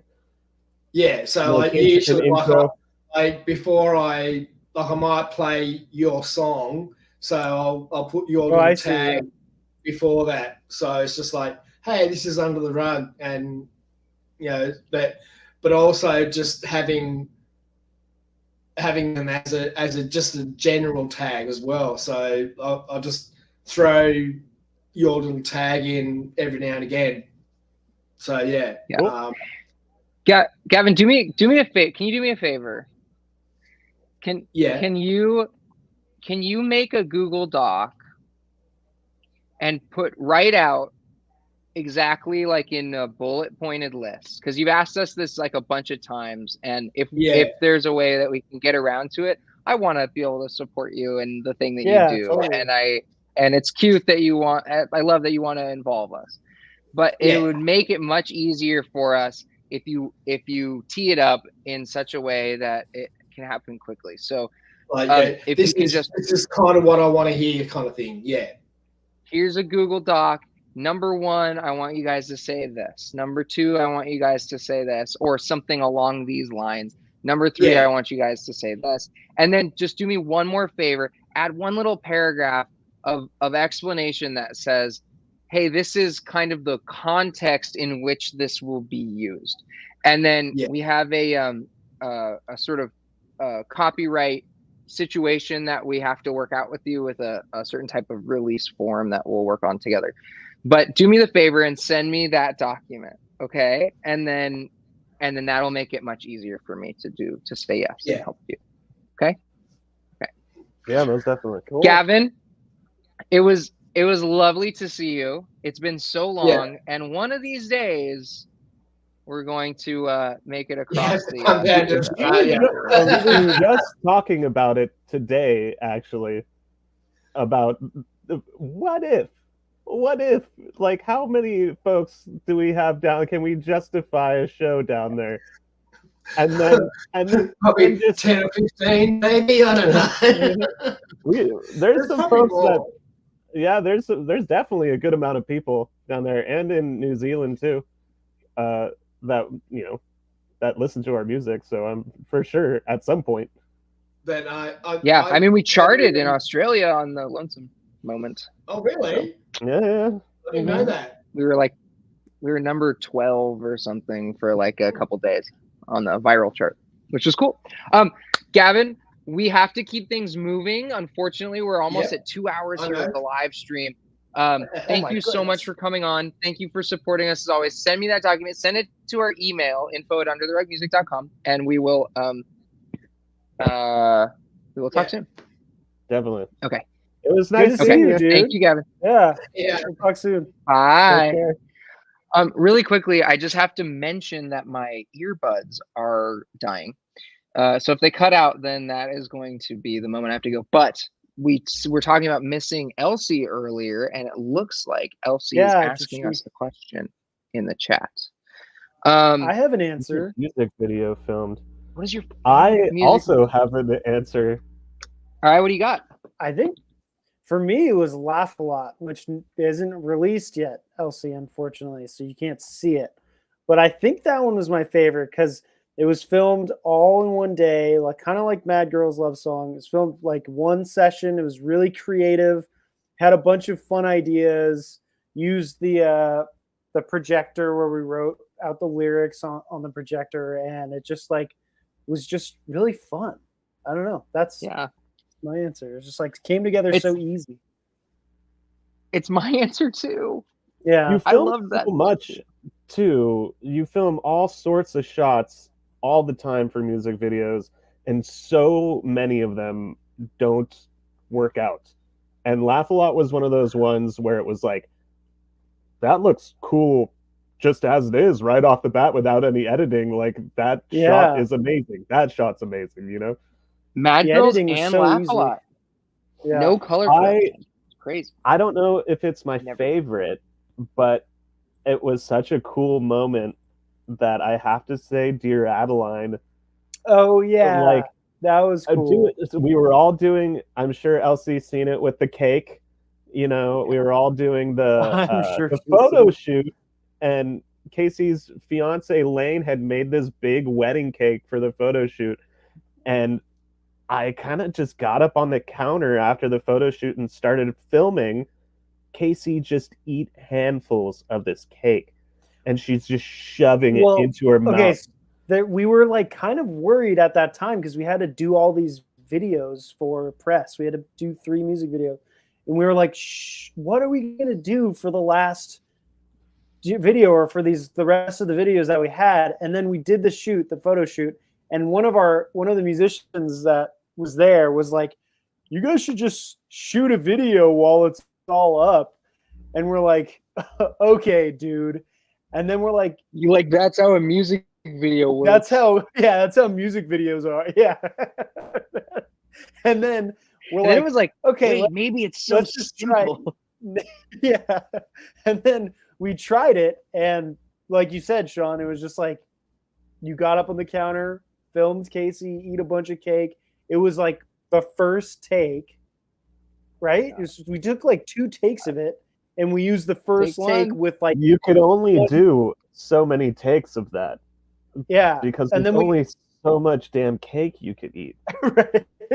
And then I think we filmed a close-up of the knife, and that was the whole video, was like that take in one other shot, and it was done in like 30 minutes or whatever.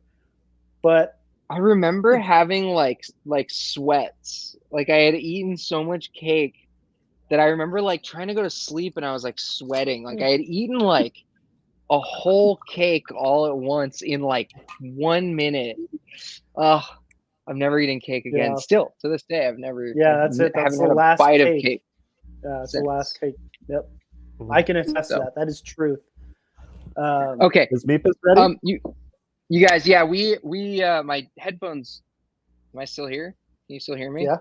Okay, good. You're still here. They keep beeping at me, doing that like thing. All right, well then let's get Meepus on. Meepus, we're bringing you on. Here we go. Meeps. Hi, Meeps. Can you hear me? Am I good? Yeah, absolutely. Okay. Cool. Sorry, this is like so janky, but someone was just fixing my screen door. That's why I was like, no, like don't go, because he's inside my house, fully laying on the ground and everything. I was like, this is too much for me. I can't do this. It's too embarrassing. Like I'm already nervous enough.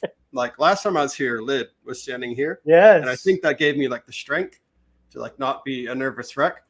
But like this man was on my floor. So the screen door repair guy didn't give you any strength? No, it's very much the opposite. And I thought I'd have to introduce him if I was on, just to be polite, you know. But yeah, I kind of wish you were on with him. That would have been really funny. I would have enjoyed that. I don't think I would have enjoyed it, but whatever. It's if it's fun I mean, for you that guys, doesn't maybe I would. matter. Meepus. That's true. How are you?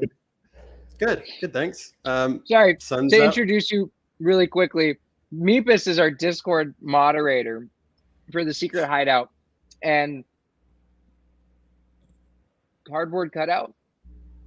Yeah, right. Yeah, which that hasn't seen much action lately. So I'm hoping with the tour, you know, it comes back to life. The legend. I think it's. I think Nikki still has it.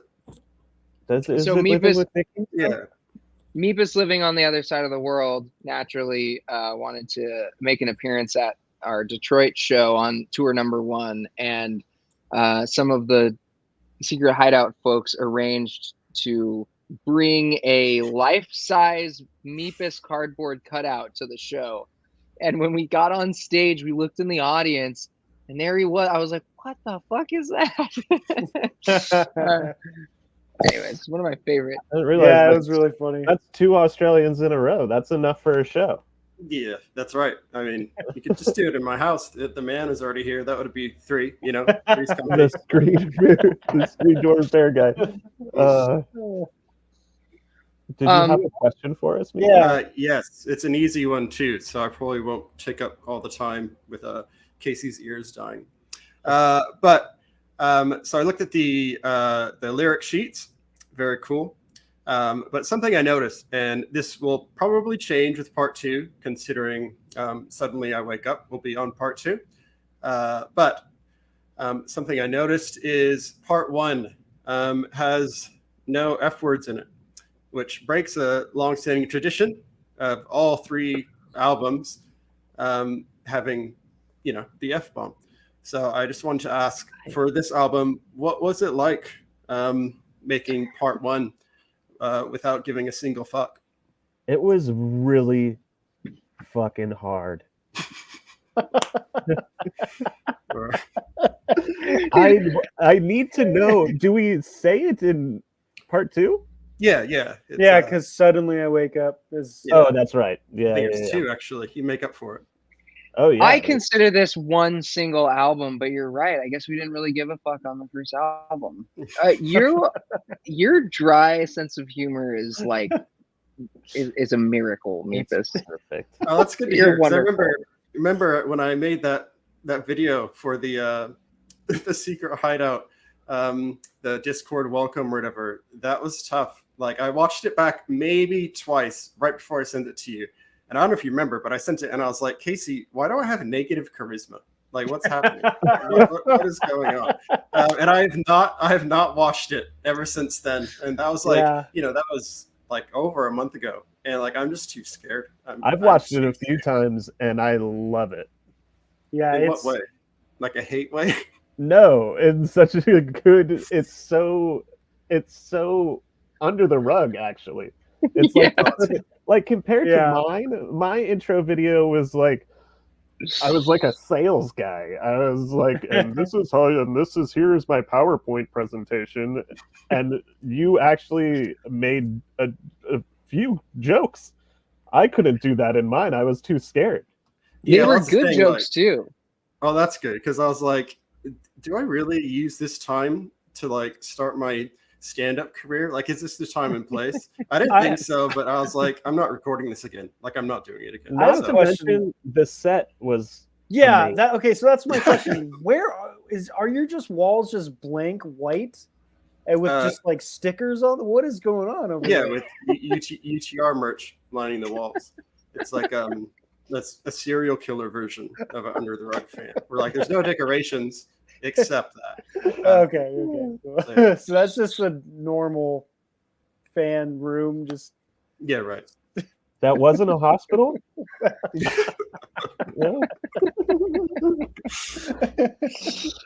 I love that. And I love you. So I love you too. So that's good. It's mutual. Good. Meepus, I have a question for you. Yeah. You're the only person that's heard all of Happiness is Easy Part 1 and 2. Okay. I've not told anyone that because I was scared of like getting threatened. Why would you say that, Casey?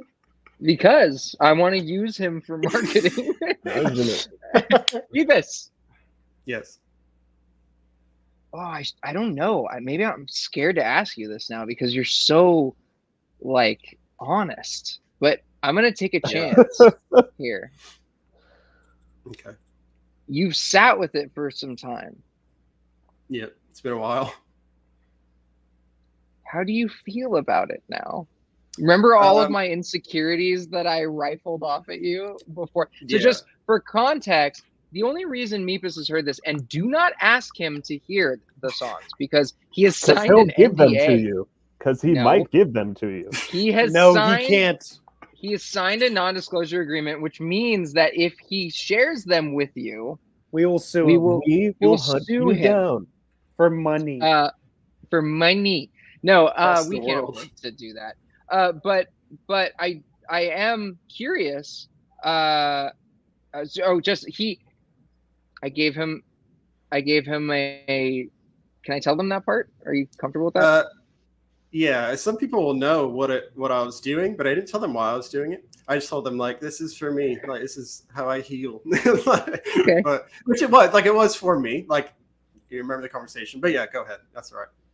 I was just giving them a little bit of context, which is that Meepus was talking about. We were talking about writing, and I studied creative writing in college, and so I was like, do this exercise that they made us do in college if you want to learn this skill or whatever it was to get some momentum going. And so I gave him a task that he had to do a writing exercise every day for 15 days. And to give him incentive, I said, if you do it every day for 15 days, I will send you the entirety of Happiness is Easy, which I figured would carrot on a string Meepus to actually doing it, which it did, which was actually very surprising because most people, when I make deals like that, they're like, yeah, okay, blow it out your ass. But you did it because you have integrity and are a cool human.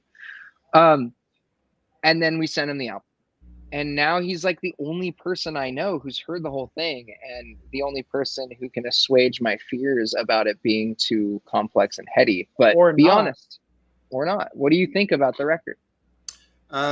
Yeah, I've been meaning to like speak to you about it because I remember the last time we spoke about it, I think it was when you actually sent it. So it's very fresh. And I remember I told you at the time, like, that could work in like both ways. Like maybe some stuff will grow on me, or maybe I'll be like too hyped in the moment to have seen it. So like I needed some distance, but I remember telling you at the time, I didn't want to say anything like too dramatic. So I kind of just stopped myself, but gave some like initial thoughts.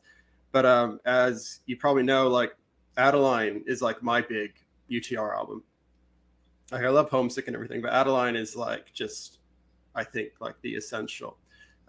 So when I was listening to the whole thing, I was thinking like, this is like measuring up to like my expectations. And I didn't want to say that because like it scared me because like I feel attached to Adeline a lot. But I've had like a lot of time with it. And for me, if I separate them, I think like part one, like easily is my favorite UTR album. Wow. And like there's like I remember Todd, when that came out, when the demo came out and you did the YouTube video and then like it was like getting into concerts and stuff like that, I was like, I don't really see like what everyone sees in this. Like it's fine, but I don't like everyone like liked it a lot. I see it now, like hearing the studio version, like especially the ending, like I see like what that song is. And so it's so cool to like have moments like that. And it just, yeah. And also want to quickly say, when I looked up the taxidermy video from the living room, there's a comment about like 9 months ago from someone that said something like, God, you guys have gotten so big, songs like this get forgotten. And I want to say like that person, like, this is your moment because taxidermy is so good. Like it's very unexpected because there's like percussion. That's the only spoiler I'll give. Yeah, it's great. It's great hearing a lot of these songs that we've been waiting for a long time. And there's some good surprises. Like Bad News didn't get a lot of traction when you guys released like those 3 or 4 like new living room songs, but that's like maybe the best song in the entire album. I love that song. That's a good song, yeah. Oh, it's incredible. Yeah. And I'll just quickly say too, for part 2, I don't know if I'm allowed to say that I've also heard part 2, but I guess I just said it. I think I think part 2 will I put it up like next to Homesick, but I think a lot of UTR fans will connect with that. And like I think a lot of people that will be like maybe one of their faves because it's very traumatic. Like the from the start to like the middle, like there's just this big stretch where it's like, oh my god, like this is a lot to handle. And I think a lot of UTR fans connect with that. So it's a little more somber almost, like oh for sure. And the thing is too, like some of the songs, like the music doesn't feel so somber, but then like you listen to the words, it's like, okay, that's pretty deep. And then there'll be like this season finale type ending to the song where it's like completely changes up, and the whole mood shifts. And also I just want to say the 6-minute spoken word, that wasn't a joke Casey is making. That was not a joke at all. Neither was the 20-minute drum solo, actually. That was dead serious. But no, like it's I'm not like I just said, like I wasn't digging Todd, so you can tell like if I'm being real or fake. Like I'm not trying to sell anyone. Like it's amazing, both parts. But I'm excited for people to get part 1. That was my favorite. There's so much I could talk about it for a long time, but your ears are gonna die, so I won't. Oh, you already have Mad Girls on streaming. I forgot. About 12 hours ago. Yeah, so I'm trying to boost the algorithm for you guys, so you can get all the Australian fans. Is it playing on repeat in the background? No, I was actually going to do that, but then like I was like, oh, I can't do it on my computer though. Then I was going to do it on my phone. I just forgot. Too stressful with the screen door man getting here. Oh, I get it. Yeah. Just quick. Thank you for saying all that. Like I know how genuine you are because you're touching points of the album that like I had even like forgotten about. You know, that felt really good to hear. Thank you. Quick side note, Sean and Brendan, if these die, I'm gonna run into one of your rooms. We all are streaming from the same house in separate rooms. Everybody. Oh, I gave you the backups too. That's true. I would have to configure them. Anyways, I might just run into one of your rooms. But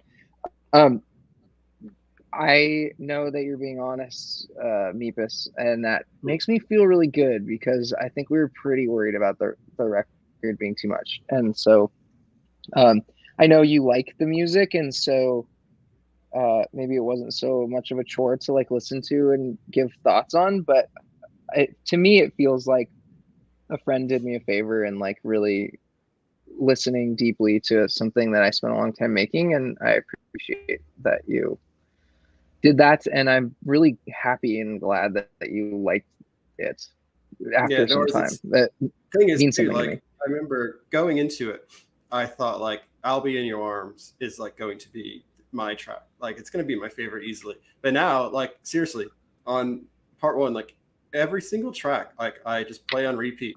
I'm like, actually, no, I think this is the best. Like, I think this is the best one. And then it just changes, like, every day, every other day, something like that. And then, there's a good handful of ones on part 2 where the same thing happens. And, like, especially those really short ones, like stuff like Mary and, like, Happy Meter, where it's just, like, I'm, like, they're tiny songs, but it's, like, I think I played them so much, it's become, like, a 20-minute jam suddenly. So, Mary's a good one. Easy listen.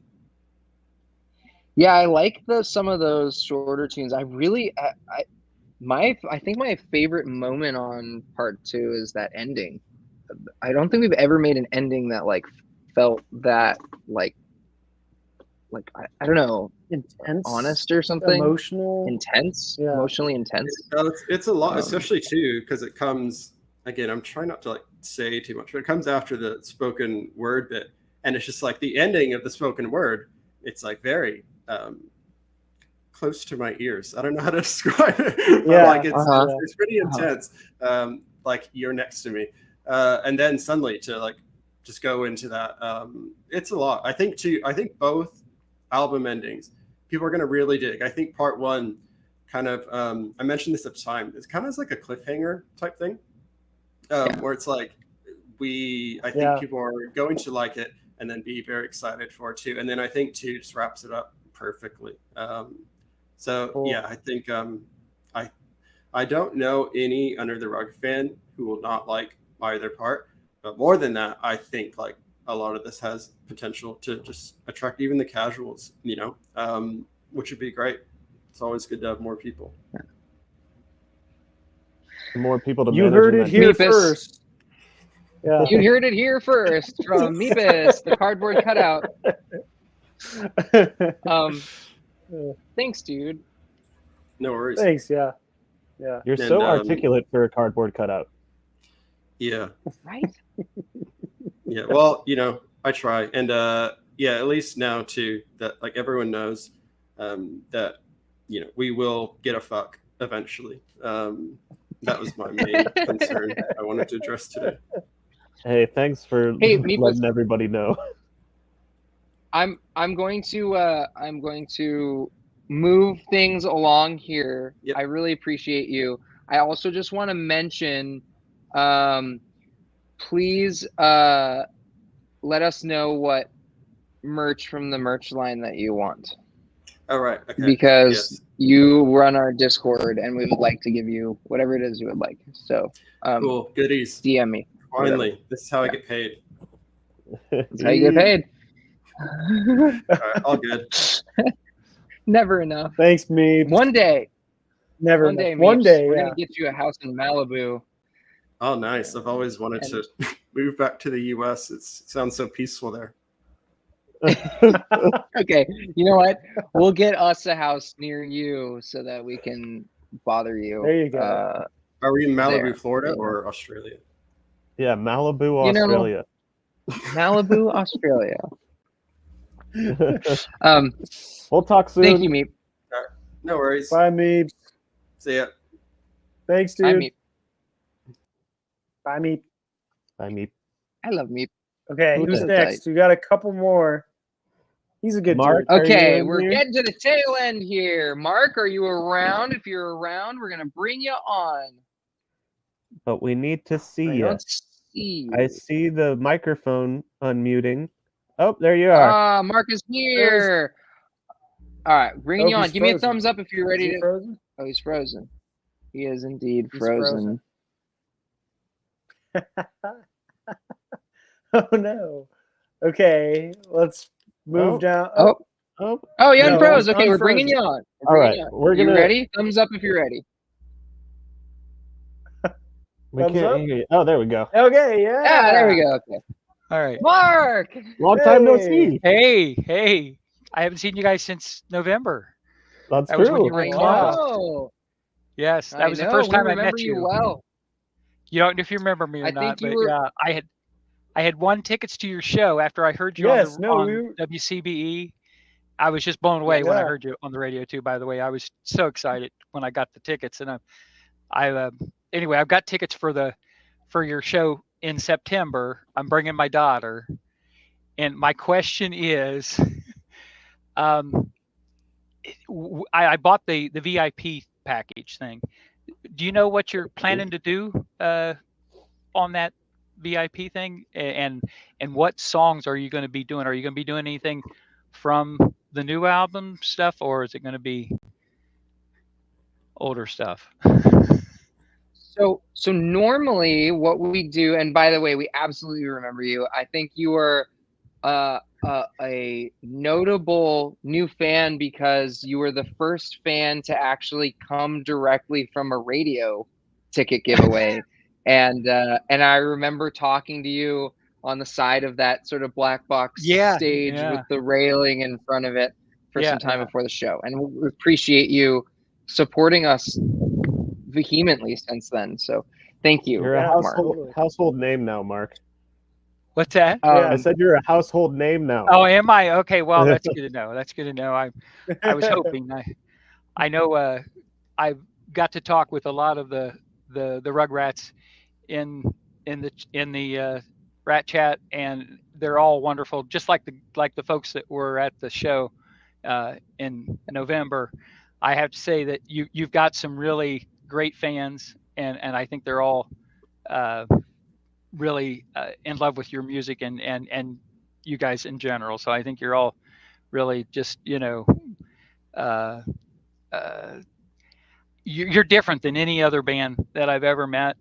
I used to work a long time ago when I was younger. I used to work hotel security, and I met a lot of like big bands and stuff like that.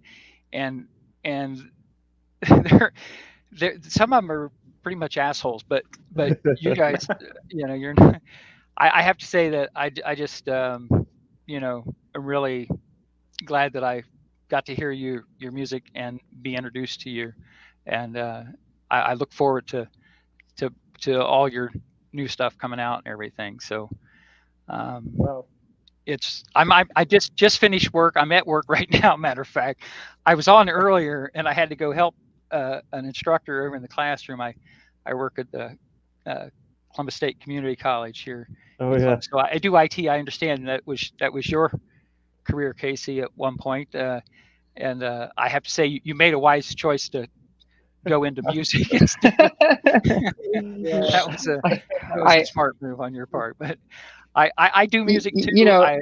But I'm not anywhere near talent you. I do love music, and I've loved it since I was a little, as far as I can remember anyway. But there's a lot of power. Admittedly, I left. Yeah, I was just gonna say. Admittedly, I left tech because I wasn't very good at it. So it might be that you have some type of skill that some brain power that I don't have. I think what it is I really feel like I'm helping people. So that's I think what it is. That's cool. Yeah. It's kind of because I work in audio and video repair, and anyway, you're not interested in all that because it's all I can say is that it's like what you said, when you find something that it means something to you, like it's a calling to you. I think that's what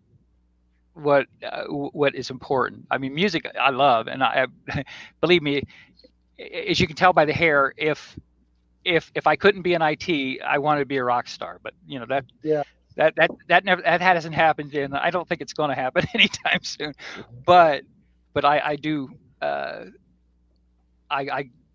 Believe me, when I'm listening to your music in my car and I'm driving, I'm rocking out every minute of it. It's just like my daughter, she loves it too, so she's really looking forward to the show. Her birthday is the Sunday after your show on the 27th in September, and so like I said, I'm bringing her with me. She's looking forward to meeting you all, and like I said, she really likes she's in love with the I Should Be Sleeping song. She was hoping. Oh, cool. Yeah.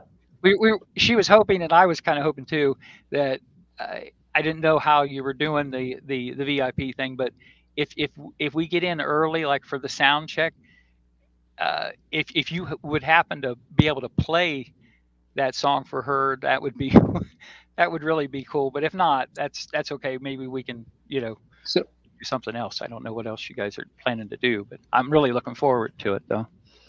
So usually, because there's just so many songs, it's pretty tough for us to like play specific ones, because oftentimes before the tour we have to relearn those songs and then we hire session musicians to come on the road with us. But your story is so cute that Brendan and Sean, would you guys be down to have I Should Be Sleeping in the set so that we make sure that we can play that for them? Yeah, that'd be great. Yeah, I think that's a good moment. Brendan hops on keys on that one. We'll figure out how to configure it. Well, if you can't, that's the Turkey Vulture is my favorite too. That's my favorite. Yeah, that was my favorite. I Should Be Sleeping. I love I Should Be Sleeping. It always, whenever I can't sleep, I listen to that song, and it will that's awesome. It will calm me down, and I can go to sleep. That's amazing. So. We'll get them both in. We'll do them both for you. What is that last chord that you play in that song? Because it like when you hit that last note, it's like so. I don't know how to say it. It's like it feels like it just makes you want to sleep. It but just like puts you so calm. What is that? I think it's a minor 7 flat 5. Yeah, I think I'm not sure. I think live we make it a flat 5, but I think on the recording it's just a minor chord. But I could be wrong. I think it's just. Really? I think it's a minor 7 flat 5. I think somebody's playing a flat 5 in there. Okay. But here's what we do in the VIP, Mark, is we do a Q&A, and then we usually give out a free gift and then sign the gift. And most of the Q&A is sort of done in a way where it's fan led. And if there's ever dead time or folks don't have questions or whatever, then I'll take out the acoustic guitar and we'll just kind of call songs that we know and play them. So cool. We will arrange for I Should Be Sleeping for sure to be in the set, and Turkey Vulture is already in the set. So we will have both of those in there. And then at the VIP, we won't play them because we'll be playing them in the set, but we can maybe play another song that you guys like if it comes up. Oh, that would be great. I said, I'm ordering part 1 today. I finally got my phone back. I had lost my phone over the weekend. Oh no. Yeah, you believe me. Anyway, I had to get another phone. I finally got it back in service today, so I'm going to get your CD on order, the pre-order tonight. Matter of fact, it's on my plan. But I'm hoping that you'll be able to get them shipped before your show, because I would be great. That I would be able to tell you a little bit more about what I think of all of it. But the stuff that you have on your that you put on the site, the North Star.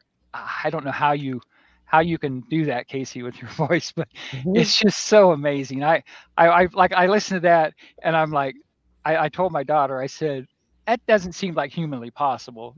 That first little thing you do, it's like a whoo, yeah, I can't do it, but you know what I'm talking about. Yeah. It's that one little kind of run that you do with your voice. That run. That I'm like, I said, is that like, was that done like in live, or was that like fixed later, or how did you? Was that really you, or was that like how did you do that? She's an alien. Actually. I started getting into. Do you know who Yeba is? Have you ever heard of Yeba? No, I've not. No. Yeba is just like one of the best living vocalists right now, in my opinion. Really? And I started getting into her in the last like year or two, and then I just started trying to, I was like, you know what, I've always avoided doing kind of longer runs, and I really wanted to start doing them, so I just like feel like I'm dabbling in them. But I do that one on there, and that takes to get a clean one, but we'll have it all shored up for tour, and I think we're gonna be playing that one live too. So hopefully I'll be nailing it. Cool. I'm really looking forward to that. I know, as a beautiful song, by the way, it's so powerful. I just there's so much of your music. I can't comprehend, like, none of your songs sound the same. So that's one thing that's amazing to me. I don't know how you managed to do that, because like every song I write, they all sound the same. At least I think so anyway. But I think that, to create the way you guys do, it's just like, I don't know. I find it all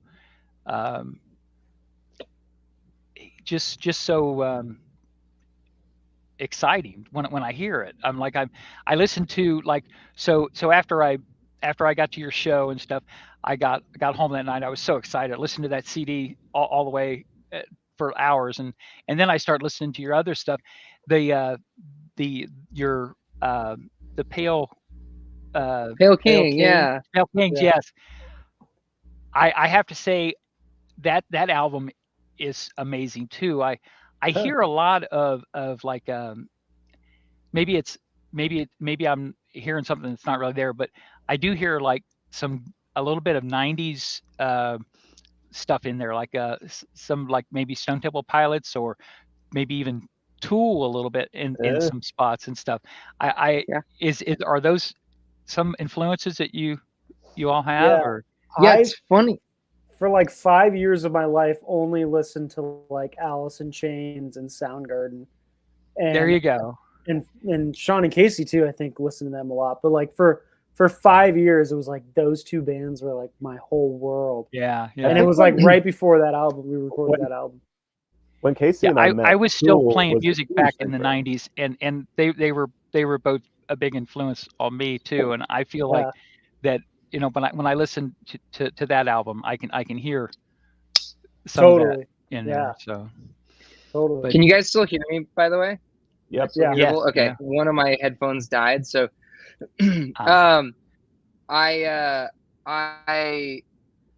me and Brendan connected. Me and Sean, when we first met, he was probably going to say that, right? Is that we connected over Soundgarden and and Tool too. I remember doing. Oh, really? Okay. Well, there you go. Cover of Enema. Oh, okay. Yeah, really. I'd like to hear that. That would be interesting. Yeah, and then me and we pulled in Brendan because our bassist at the time had met Brendan. We were both playing in this funk cover band as like auxiliary musicians sometimes called Soul Island Funk, and he met Brendan through that, and which was so cringy to watch me do like Stevie covers. But Brendan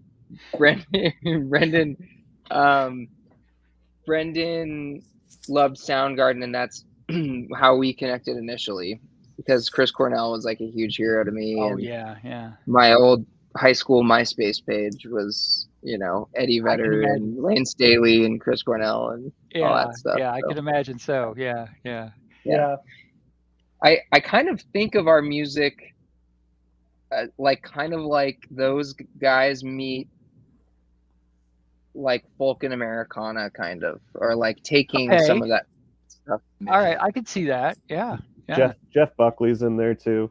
Yeah. I do hear a little bit of REM in there. Okay. And also, I have to say, there's something about like some of the change ups that you do.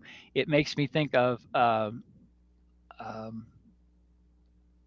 geez, I can't remember the band. Old age slipping in there for a minute. Sorry. Anyway, it was one other one of those 90s bands. But anyway, I just, like I said, I'm really excited about the new album. I'm really excited about getting to see you guys again in September. Likewise. And it's going to be a great time. If I can get time off. My wife doesn't know this yet, but if I can get time off, I may try to come get tickets for your Cleveland show too. I know, since that's back to back. Yeah, there we go. Yeah, because we'd love to not see too far away, you know. Yeah. But if not, I'm definitely going to have a good time at the Columbus show. We're excited to see you. Well, thank you, Mark, for coming on. And I wanted to also let you know too. Jill the North and I are both into gardening, and we're both kind of growing the same things. Since it's now legal here in Ohio for to grow recreational use. Lettuce, If my garden is ready when you guys are in town, I would like to share some with you if that's okay. Talk to those two. That sound okay? Or basically I'm your person. Yeah. Okay. All right. Well, that sounds good. Very much. I wanted to let you know that if it is ready, which I think it will be by that time. I'm really hoping so, because I'd like to share it with you. Since you guys, I picked the share wrong music with me, I Quit got getting to share there. something with you. That's very sweet and very generous, and I would love to. That sounds awesome, and I can't wait.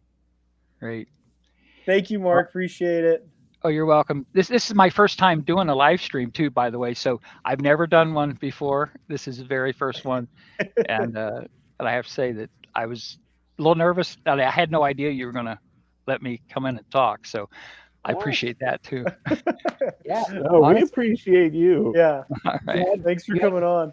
You had All very right. nice Thank you.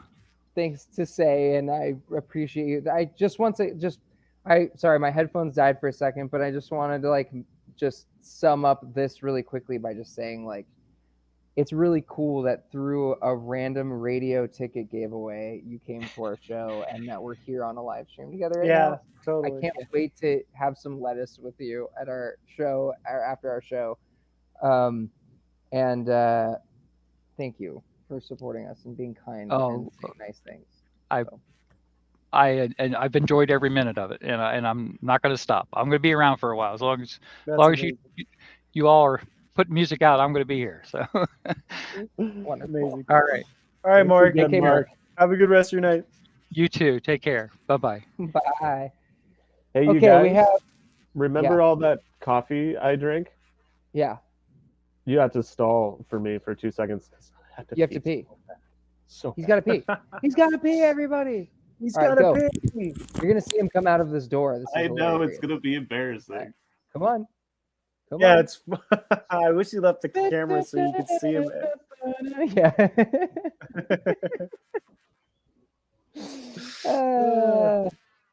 Should we introduce the next person? The next person, we get started. Let's get started. Let's just get started. Yeah. Caleb, we're bringing you on. Are you ready? Thumbs up if you're ready. All righty. Hi, What's Caleb. up? Hi guys. How are you? Good. How are you? In the back there. Okay. Yes, I left my mandolin and banjo out because I don't really have much room to put them anywhere. But been playing a little bit today. Nice. That's cool. So, I love seeing you parsing through our songs and trying to make chord charts for them in the Discord. It's very cool to watch. thank you. It takes a lot of time. Like when I was trying to figure out bolo tie, I was like going back to I think one of the first videos you posted on YouTube, and I'm watching your hand movements. I'm like, where is she fretting on the mandolin? Like she's going so fast. It was down to like 0.25 speed, and I'm like, I think it's this, but yeah, I've slowly worked it out, and I'm enjoy playing it a lot. I do that all the time. Do you ever watch? Have you ever seen? Do you know who Sierra Hull is? One of my friends introduced me to like one or two of their songs, I think. Yeah, Sierra Hull is a really incredible mandolinist. She plays with Bela Fleck, who are just insane musicians, and then Chris Thiele obviously too is like a huge influence. And I remember just slowing down Sierra Hull and Chris Thiele videos and being like, okay, Jesus Christ, like yeah, they're like. They're so effortless too. Both of those players, like they're like just glide on the fretboard. Yeah, it's insane. Cool. Like when I first got it, I was because I play guitar too, and that I got used to with having like normal size frets, and then moving down to the size of a mandolin fret, I was like, my fingers aren't gonna fit. This is hard, and with having 8 strings and whatnot. I do have to say that Sierra Hull does an artist works class that is maybe one of the best online mandolin classes I've taken, because I take classes from time to time just to like keep things going, you know, and keep learning, and you should take that artist works class. It's worth it. It's really good. And just like from the beginning, like every video, do every song, you know, there's a bunch of standards in there, Whiskey Before Breakfast, and I don't know, all the kind of bluegrass standards, all the Bill Monroe licks and stuff, and you know, I steal them. There's some Bill Monroe thievery in Mad Girls and some of the other mandolin solos and stuff. Her technique is so impeccable too. Yeah, it is awesome. I don't know how much you guys talk. Didn't mean to jump in. I basically already said that, but like said it better. So of course, because you're so smart. Yeah. Okay. Because we've been on here for now 2 hours and 30 minutes, I'm going to keep things moving. Caleb, did you have a question for us by any chance? Yeah, I was gonna get an opinion on something. So I joined a music club at my college, and I want to try. I made a pretty good group of friends in that, and I was gonna try to push an Under the Rug song. So I was wondering which ones you think would go well, like which ones I could push for the best that people would enjoy playing, or would be easiest to play, I guess. Do you all learn a song together? Is that what goes on? That's usually how it goes. Okay. Yeah. So you want something that's like easy to play, maybe, or do you want something challenging? Easier to play, like, yeah. Lonesome and Mad? That's There's like definitely an easy one unless you're doing vocals. Like 4 chords. I'm not and singing then that. I leave that to someone else. That one's pretty easy. Honestly, I should be sleeping. We already talked about that. Pretty simple in terms of chords. It has I think I was at a 5 of 5 moment that happens in it that's pretty and gives you like a musical tool, like a songwriting tool to use to like jump around keys later, if that's helpful or interesting. Awesome. Yeah, like there's some, like I've found like the easy chords, I guess, for some of the songs, but like that's the guitar part. So I was like, I don't know, like the piano on As Long As You're Here, for example. And I'm like, how do I, you know? Oh, that one's easy too, because that's just 2 chords the whole time as well. Okay. That is there's true. Just a melody. Armadillo Crossing Road. Little 30-second interlude. You know, a cool one to learn is might be a little harder, but Don't Look Down is another cool one. That would be fun to play, like on cello, right? Yeah, if you had the cello player, the beginning is. That would be I mean, there's cello on all of it. Also, Deep Cut or like older tune, but any of these like On and On is like pretty easy with like really simple 2 challenging chords in there, but it's simple and it grooves. Poor Poor Fish has some like melodic funkiness, but it's one progression and then kind of a 5/4 vamp in the chorus. Yeah. If you want Call Center Blues. That's a good one. Eating carrots. Eating carrots. Me and my friend already did this. We already. It has a lot of chord changes in it, but I feel like it's really good practice. Long Distance Call. Long Distance Call. Yeah. There's a lot of chords in there, but it's a good practice in one, learning all your chords, but making something sound simple when it's not as simple. You know what I mean? I have to confess that I think Long Distance Call is the best Under the Rug song. I kind of agree. We talk about this a lot. Yeah. We talk about this all the time. It's like no one knows that song, but it's like one of our favorite songs we've ever done. Long Distance Call, like for all the production mistakes that are happening there, like if you map out what's happening melodically with those chords, and that song is like, like there's this interview with Bob Dylan where he talks about like his early work and how he's like, yeah, I don't know how I wrote that. Like I could never write something like that anymore. And it feels like that. That song feels like that to me. Like it was so, like my mom had just died. I was in one of the practice rooms of the studio that we were running at the time alone in the middle of the night, and I just was just sobbing. And that song just came out in like one sit down session. And I look back at that song, and I'm like, I have no idea what I was doing. Like it's so wacky, but just makes so much melodic sense on accident somehow. And I think it's the best song I ever wrote. Yeah, I think I've seen stuff online. Yeah. Where, and I completely agree with it, where it's like you write the best when you're either heartbroken or really depressed. And I was like, yeah, I can confirm that's where I've been. Yeah. Have you been writing songs? Well, not so much songs, but I do poetry. Cool. I took a creative writing class this semester, but I've been writing for a little over a year now. But definitely in times where like life just goes down the shitter for a little bit. It's like that's when some of my favorite poems that I've written have come to life. Like, yeah. It's great. Yeah, having a deeper well to draw from. Yeah. Caleb, you're sad like me. Yeah, it's great. It's It's great. it's great. Great for production, yeah. Exactly. It makes good writing and good words, I've found. Yeah. I've actually been getting in, I think Casey kind of re-sparked. We went to the bookstore recently and I was like, I am kind of tired and I'm not very good at paying attention to just reading fiction. And I fizzle out easily with a lot of books.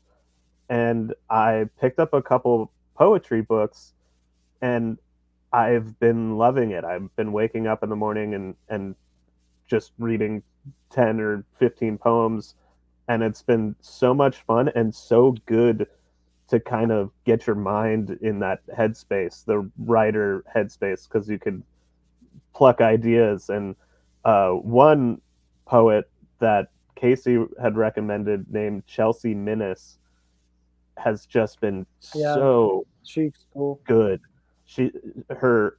Just the way she writes sounds like she's, one, she doesn't sound like any other poet to me, and two, it sounds like she's just casually talking, but in such a cool, every line is a banger. And then I kind of researched her and found another poet named Hera Lindsay Bird who inspired Chelsea Minnis. And so now I'm going down the rabbit hole and it's been amazing. That's so cool. I definitely have a few poetry books. Yeah. Sorry, I didn't mean to cut you off. No. I just will flap my gums forever. so it's good when someone else can save me. But yeah, those two poets are great. Chelsea Minnis is so good. She's so. I'm gonna research them because lately I picked up a Robert Frost book not too long ago, and I'm reading it and I'm like, holy shit, it's me. Like, am I Robert Frost's reincarnation? Like, I feel like I'm living the same life. Another one was Whitney Hansen. She's on Instagram and probably on TikTok. I'm not on TikTok, but she's also got some really good stuff. That's cool. Yeah, something about poetry is just great. Yeah. I usually like writing it more than I like reading it. Me too. But a few folks I loved growing up. I loved Charles Bukowski so much. I was just gonna bring up Bukowski. Yeah, he's one of my favorites too. He's such a complex character of a person to like. So irreverent too. It's just a jerk, but he's a really wonderful poet. Caleb, unfortunately, because we have to get through the last one here and we'll have been on for 3 hours by the end of this, I'm gonna keep it moving, but I really appreciate you. And I kind of feel like with you and some of the things that you have said or shared in like a short period of time, that there's like way more we could talk about, and like whatever must be going on to have you be learning music and writing songs and writing poems and reading and joining groups and I just I like feel like a particular brand of like empathy towards you and or kinship or something, and I just want to let you know that I appreciate you and I hope you keep making art, because I feel some similar vibe in how you talk about those things. So thank you. I appreciate you guys very much. You've gotten me through, and I've said it so many times, so much shit. So like, very appreciative. If you guys want to read my poetry, I'm not afraid to like put a little personal push out there for that, like on Instagram and whatnot. But like, that sounds wonderful. Share a poem you want us to read as like a story or something, and tag us in it, and I always also in the Discord. In the Discord too, under what is it? What's the channel for art? Is it like art or whatever. personal something? Yeah, I think I know what think you're you talking posted about. in there before. Yeah, you I posted in there personally, before. Yeah. I personally am always in charge of like the like public facing social media stuff. So it's helpful for me. Like I can't always get in. I do the Discord as much as I can, but I kind of have to always, since it's my job, be on social media. So share it there too, and it will help me see it. Okay. Okay. I'll send you a thing after this. Cool. So wonderful. all right. Okay. I will see you guys Thank in you, DC. Caleb. It was Thank nice you, seeing you. See you in Caleb. DC. You too. Bye. Can't See you wait. soon. Bye. Okay, guys, we have to keep these moving quickly. I haven't eaten since 1 p.m. and it's 9:30 p.m. I'm losing it. I'm losing my steam. Yeah. So we're gonna blow through these last few. I see some lovely faces. Katie, we want to make it all the way to you. So Paula, if you are ready, we're going to bring you on. Thumbs up. Thumbs up if you're ready. You. She's ready. Okay. I'm ready. Hello. I am. I'm wearing. I wear this all the time. I love this shirt. It's one of my favorites. Oh, is it the Let's Start a Cult shirt? Let's start a cult. Yep. That's a great one. That's a classic. It's so good to see you. It's good to see you too. I know. It's wonderful to see you guys. I'm all right. I'm a-okay. Excited for the album. Loving Mad Girl's love song like crazy insane. Making Casey mad because I praised Brendan's drums instead of Casey. Sorry. So funny. Your voice is fine, but honestly, Brendan's drums are so great and amazing. I mean, look, she's not wrong. It's fair, isn't it? In drums. Yeah, I mean, look, yeah, what for can I sure. say? And the guitar is pretty cool too. The guitar was great. Listen, like you know I love every one of you. It was amazing. I'm really, really loving it. I will keep this fast. Oh, sorry. I was just ripping on Sean more. I was saying, Yeah. I didn't even know there was a guitar. It's weird and so out of the ordinary. It's like all I heard were those drums. That's where you needed that 20-minute drum solo. Hey, Brendan really needs the confidence boost. So thank you. That's true. Thank you. Yeah. It really is amazing. Like I can't even begin to imagine what the rest of this album is going to be like, and it is going to destroy me, I fear, for a while. In the best possible way, of course. I just hope it that like I hope you feel like connected to it. Is you know what I mean? Like Mad Girls is a cool song and I love it very much. And I hope that the album as a whole feels as honest or something as like Homesick did for you. Like you're one of the OG fans who I think about when we're finishing a record. Like I think like I'm like, okay, I hope Paula is gonna dig this one and that we're not like jumping the shark somehow or whatever. And anyway, I just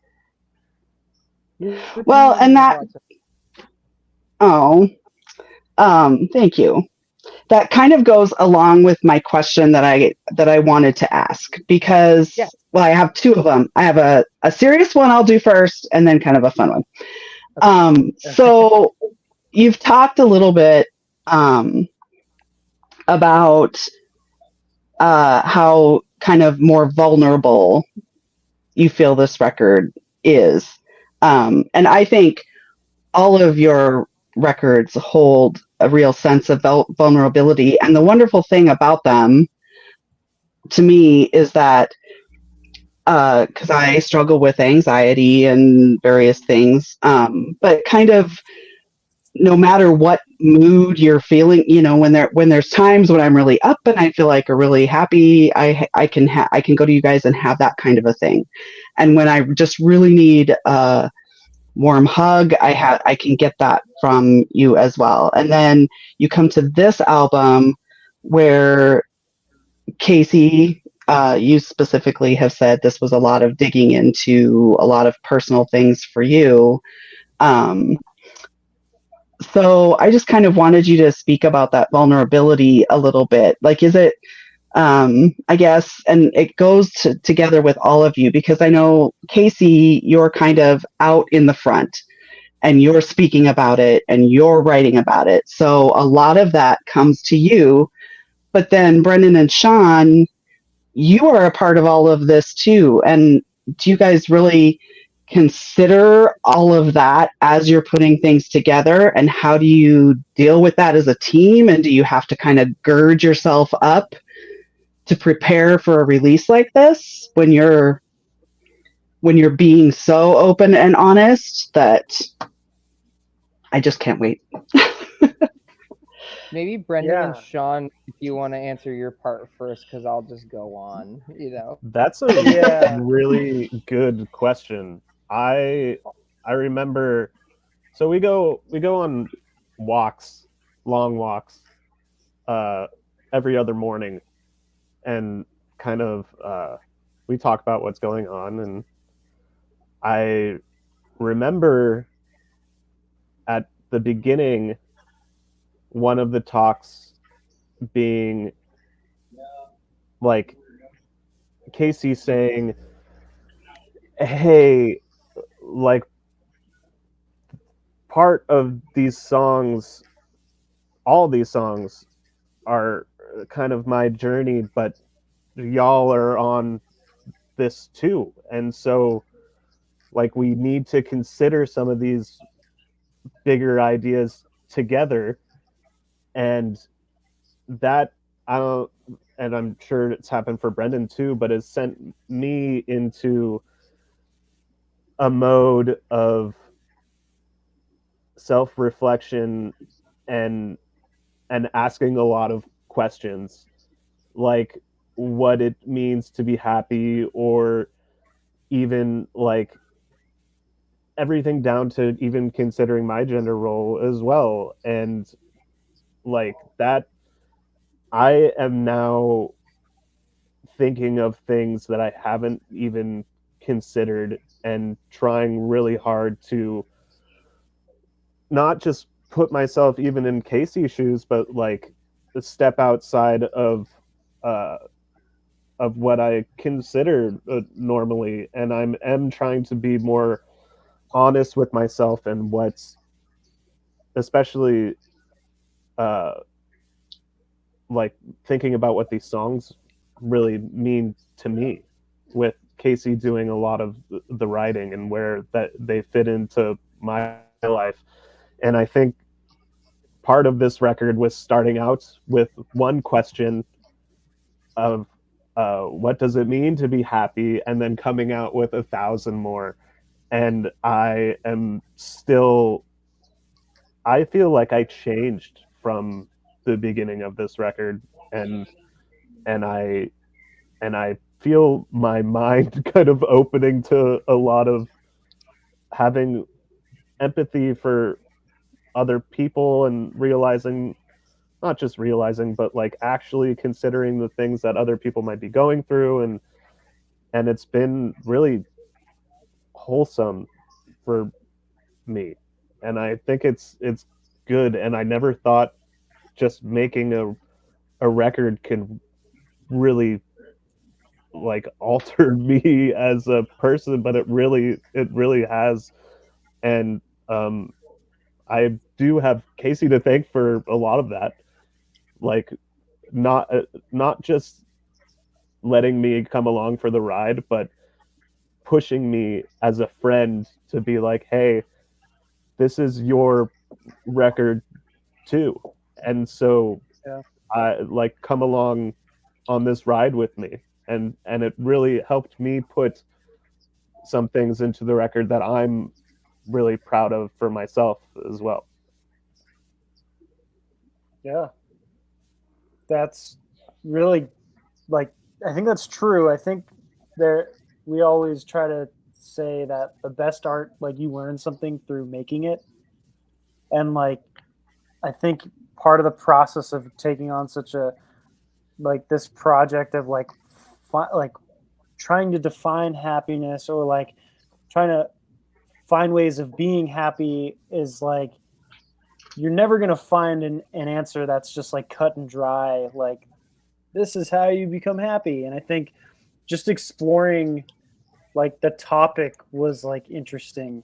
And I think part of I think why, like, a lot of the sentiments of the songs that Casey writes are like reach people like you, Paula, or like you have some affinity to, like, um you know, like grab onto these songs, is I think they're feelings or like concepts that everyone can kind of understand or something. Like Casey dealing with her own things is over the last year was specific to Casey, but I think that everyone at some point in their life struggles with happiness, and I had my own version of finding happiness over the last year and year before, and I think the topic is like is interesting now with like everything that's going on with the world. And so I think, like, yes, it's, you know, it's Casey's mind. It was inspired. It was like the spark was created in Casey's mind, but I think it's like something that, you know, everyone can kind of understand and has experiences with them, with themselves. And I think I just try to focus on, in my role in the album, like bringing the emotion of whatever the song is communicating to light through the music. So like everything's serving the purpose of the feeling of that song, from the arrangement to the instruments to the sound, like whatever the drums are doing, you know, like just keeping the central idea of at least my interpretation of what the song is about in mind as it's being written, recorded, etc. And hopefully that like makes a cohesive piece when it's coming from,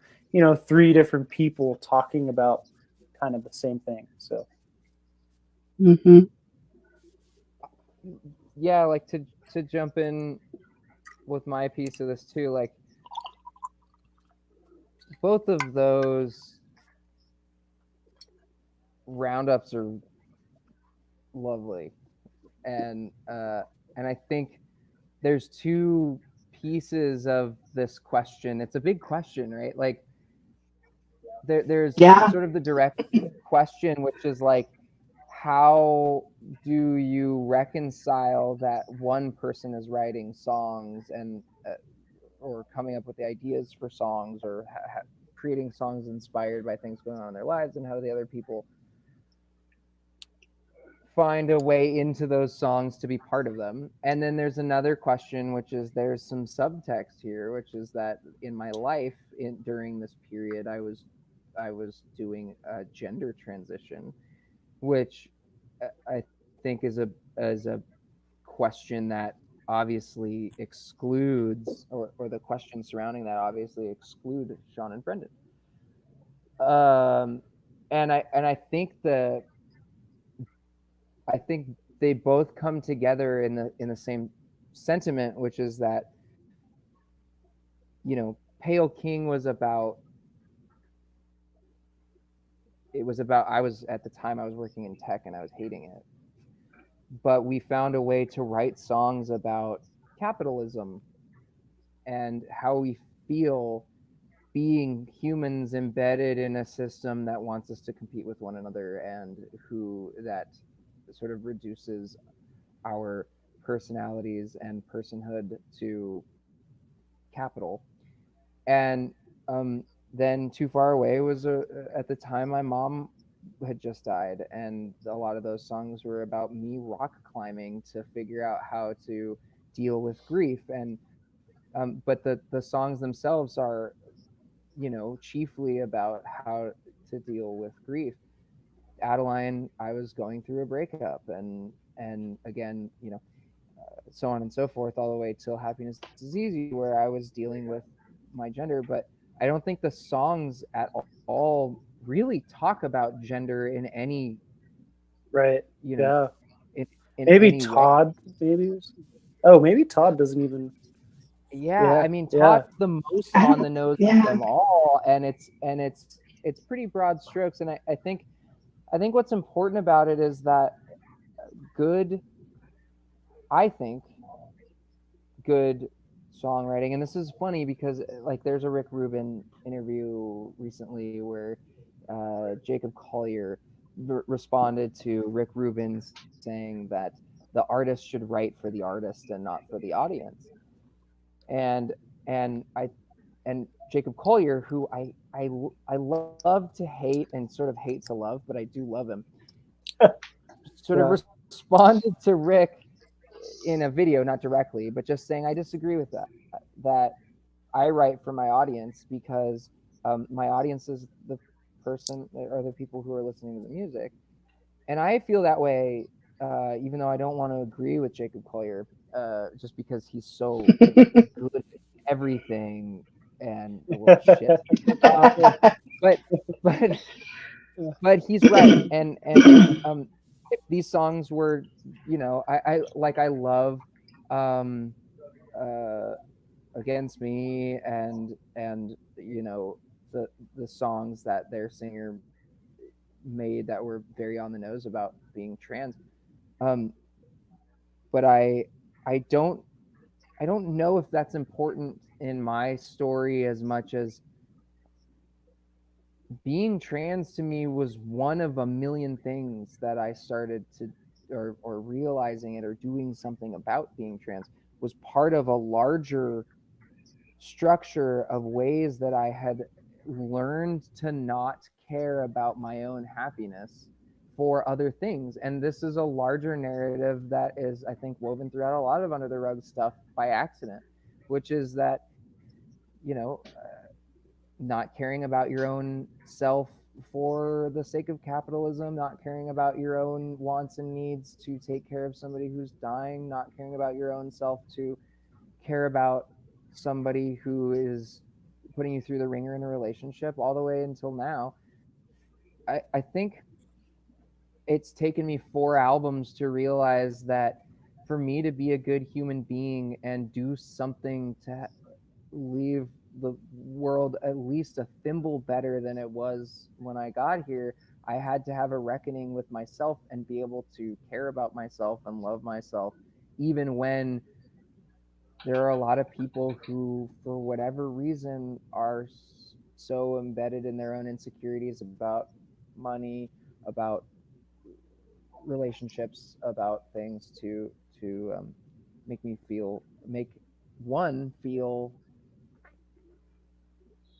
that certain things are important that aren't, and certain things that are important are. Anyway, and I have to add that on the more general piece of this, Sean and Brendan are not here to play in a supporting role in the band. They are integral both in the music writing portion, the songwriting portion, as people who help, like Gordon Lish helped Raymond Carver, where people often say that the editing process of Carver's work was more important than the writing, and I think that extends in our particular situation beyond the art making and into the life living too. Like these songs only exist because they were there to talk about this and that on this or that walk with me, and give me the idea to do something that having them as a mirror to help reflect the flaws and imperfections of whatever we were working on back at me. It's the reason why to ASCAP and BMI we are 33% split between the three of us. Like, it is truly such an egalitarian process, and one that couldn't exist without all three of us being involved in it. So I know it was a really lengthy and wordy and loquacious answer to your question. I covered a lot of ground, but it was a very That's what you was wonderful for asking. for asking those questions. But I think that that really shows through, though, because as you said, these songs, and I don't know on the new album because Meepus didn't even tell us he had it, and he's not going to give it to us. But the ones that I have heard, and of course, you know, in your past albums and things, it's the human experience, right? It doesn't matter if you're trans, Democrat, Republican, straight, not straight, black, white, whatever. We all have that experience of, like, all of this happened, and you know, I'm still not happy, or the breakups, or the capitalism things. We all have that. So so I think that you all do a fabulous job, and it's very obvious that you are a team, which is why I kind of wanted to ask that question of, like, how you kind of approach that as a team, because it's very obvious that you are when it comes down to everything. So I hope you know that shows through, and how much we all appreciate it out here.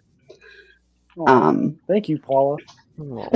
And side note, did you know that we're doing Carver for the next Rat Book Club?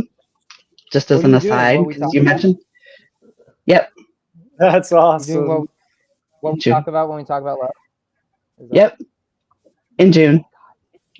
I love that book is so formative for me in my style of writing, like that style of Midwestern minimalism. And like, I was such a huge Raymond Carver fan. I even like I learned that Tess Gallagher, who he was married to, like taught at the school I was studying, and I like went to the places that they were, and like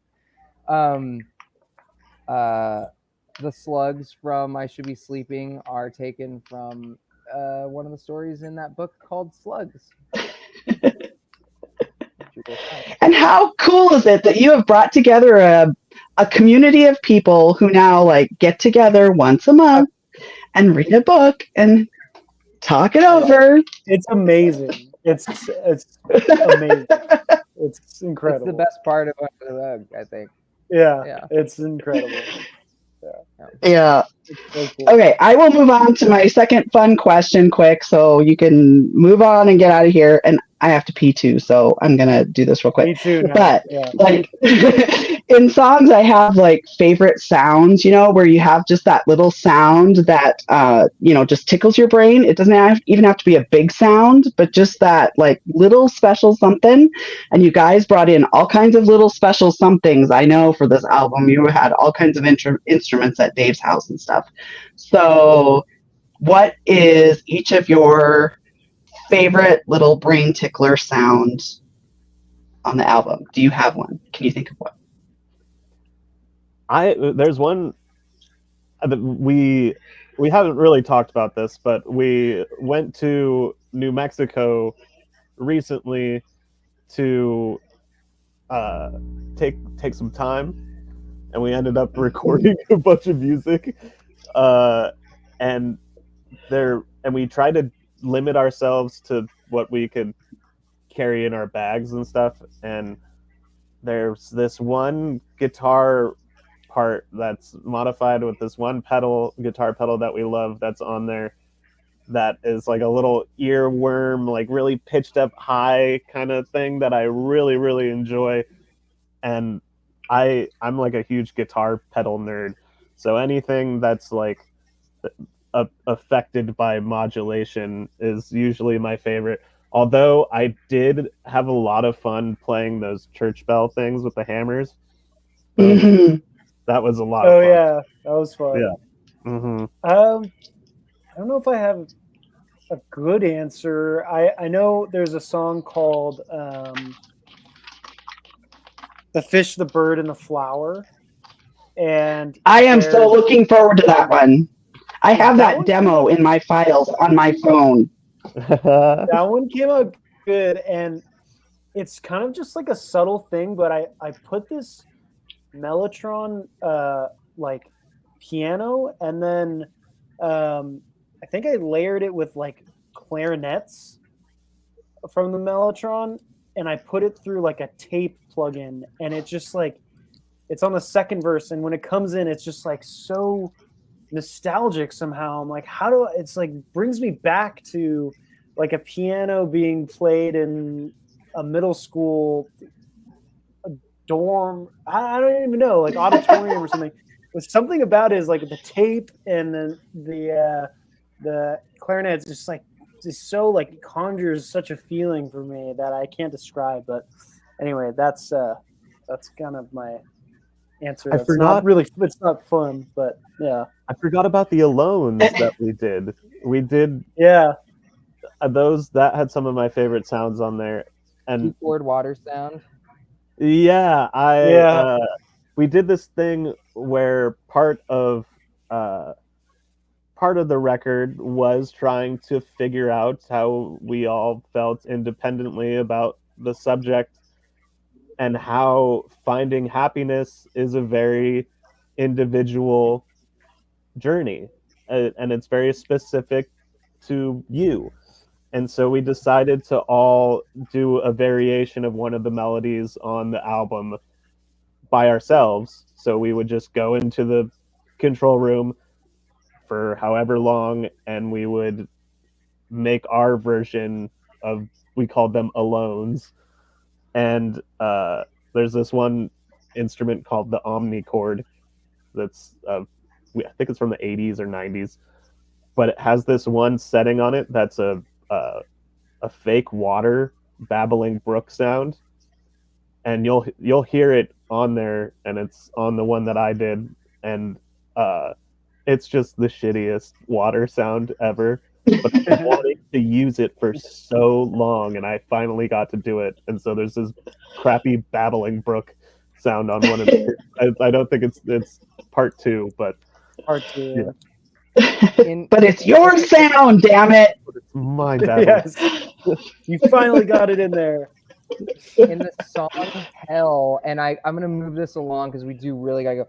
But in the song Hell, we put all of the microphones and all of the sounds into a bus. We busted all to a pedal that we used to lower and raise the clock speed while looping it on itself. It's really complicated music shit.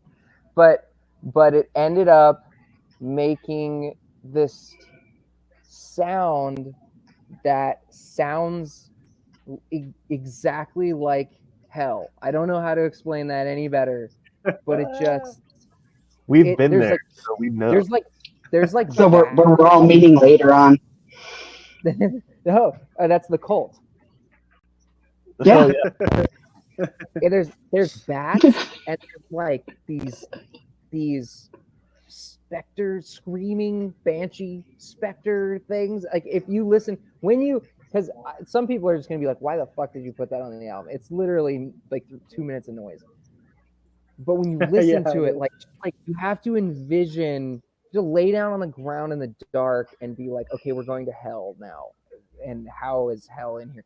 And it's so, I love it so much. We were like, we can't put this on the record. And then at some point, someone was like, why the fuck not? Like, this is our record. Like, put whatever you want on it. And it feels like what the person is going through viscerally. That's a good answer. Yeah. Love it. Yep. Yay. Well, I can't wait. Thank you, Paul. Yeah, thank you guys. I'll see you this fall. We'll I think Minnesota, Minneapolis, and Chicago, I think. So perfect. We'll see you then. It's going to be so fun. Yeah. I can't wait. Chicago Can't wait. Like it's going to be a blast. Everyone. Chicago, I think, is going to be lit. Yeah, I think we all kind of. Yeah, that's going to be crazy. So yeah, we will see you then, and we'll talk to you in the meantime. Okay. Mwah. Loves all around. Bye. Okay, guys, I'm just prefacing this. Emily and Katie are the last ones left, and I know you're at the end of the funnel here, but we are going to be brief, even though we don't want to do it, but we have to. Okay, I love you guys, and there will be many more opportunities. One question each. One question each. Emily, are you ready? Space Bug? I think that's so. Up. I think that's a thumb. Oh! Hey. Oh, hi, here Hey! Hi. Oh, there you are. Okay. Hi, guys. You. I miss you too. I miss you. Oh. Okay. Very quickly. Casey, when you sing I Should Be Sleeping live, that is like, it gives me goosebumps over my whole body, and it is one of your best performed live songs, so you should always keep it in the show. I heard. No, it's not a question, but yeah. Well, I was gonna ask, like, when the okay, I'll find that out. Okay, so I wanted to show you guys some of my poetry, and I heard you saying something about putting it on Instagram or the Discord or something, but I'm like really kind of shy about that. Is it something like I could send that directly to you, or Emily? We read every email. Yeah, email is good because we can all read it. Yeah. Okay. What's your email address? Info at undertherugmusic.com. Okay. It's everywhere. You'll be able to find it in all the. You can even respond to any of the emails you get from us. Okay. Yay. Okay. Well, Emily, did you have another question? Oh no, I just want to tell you something real quick. I am friends with Cynthia Angelica, who worked with Jessie on her album, and I've invited her to the DC concert. Oh, no way! She's fantastic singer. That's yeah. awesome. That's awesome. Are we gonna see you on tour? Yes, I'm definitely going to DC, and I bought a ticket for either Philly or Pittsburgh, and I want to get a ticket for the other one, but I'm going to be at a different job at that point, so I don't know what like my leave's going to be like, so I didn't want to buy a ton of tickets and then not be able to go, so I got to see how that's going to pan out, but I'll definitely be and then like one of the concerts is like 2 days after my birthday, so I should definitely go to that one. So yeah, awesome. That's awesome. Well, I can't wait to see you. Yeah. If you need a between show tour ride in the van again, let us know. By the way, do you remember that Dunkin'? Do you remember that Dunkin' Donuts? Yes, morning? that was so fun. Oh my god, I remember that. That was so fun. Still watching. We happened to book at the same hotel. Is that what it was? Like our room, like you were staying in the same hotel as us? No, because I was I accidentally booked at this Airbnb that was like in a really sketchy neighborhood, so I got scared, and then I checked my schedule. I'm like, I don't have to be back to work until Saturday morning, so I'm like, screw it, I'm just gonna. So I stayed at the hotel with you guys, and then followed you to New York, which is really awesome. And I didn't even tell my mom that I went to New York by myself until after I got back home, because she would have been freaking out. Now I remember you followed us with your car. You followed the van. Yes, I was stalking you with my car. That was so much fun. I remember driving through like the neighborhood, kind of where your Airbnb was going to be. Yeah, and it was sketchy. You are not fucking staying there. You are coming to where we're staying, and it was really creepy. And then we stayed up late, like talking about Rammstein in the lobby. Oh my god! Oh, I'm man. so excited for this tour. I know this I'm tour. so is excited. Super excited. Yeah. It's gonna be so fun. Yeah. Oh, my two friends that I brought with me the last DC show, they're coming again as well. So Awesome. So cool. The more the definitely. merrier. Yeah, They were definitely very have some nice. converts. Yeah, good. Yeah. That's so fun. Yeah. Okay, Emily, I'm so sorry. There will be more. Yeah. Can you email us your poem, your poetry? Okay. I want to read it, and Okay. we'll definitely be talking before tour. But we should plan so we can at least maybe if we're gonna do a late night Waffle House post. Were you doing an Airbnb? Are you doing like any kind of like a party thing around in the DC area, around that area? I don't know. We We might. have to look I don't know. Okay. Yeah, there's definitely Yeah. I think one near Atlanta that we're gonna do, and then Okay. one I I can't think remember. We'll look Detroit at it. We'll was one figure of it them. DC was Okay. tentative. I think there might. Yeah, we maybe. have to figure that out still. That's true. Okay. All right. Cool. Okay. It All right. was I'll keep. wonderful seeing you. You too. Bye, Emily. Bye, guys. I love See you you. soon. Love you Love you too. too. Bye. See you soon. She's the best. She's the Katie, are best. you That's ready? just- Are you ready? I know. God, you waited Ready? your whole Okay. life to this point. I know. Yeah, oh my God, you got the thumbs up. Oh no way! Hey. Wait. Hi. Sorry, you cut out. Hi. I don't. Kidding. You have to give me one of these. Hold it. Whoa. Wait, does it work for me? No, No, it's, I don't think probably on StreamYard. an iPhone. Yeah. Yeah. I have a Yeah. Okay, give it to us. Hey! Were you hiding that whole time?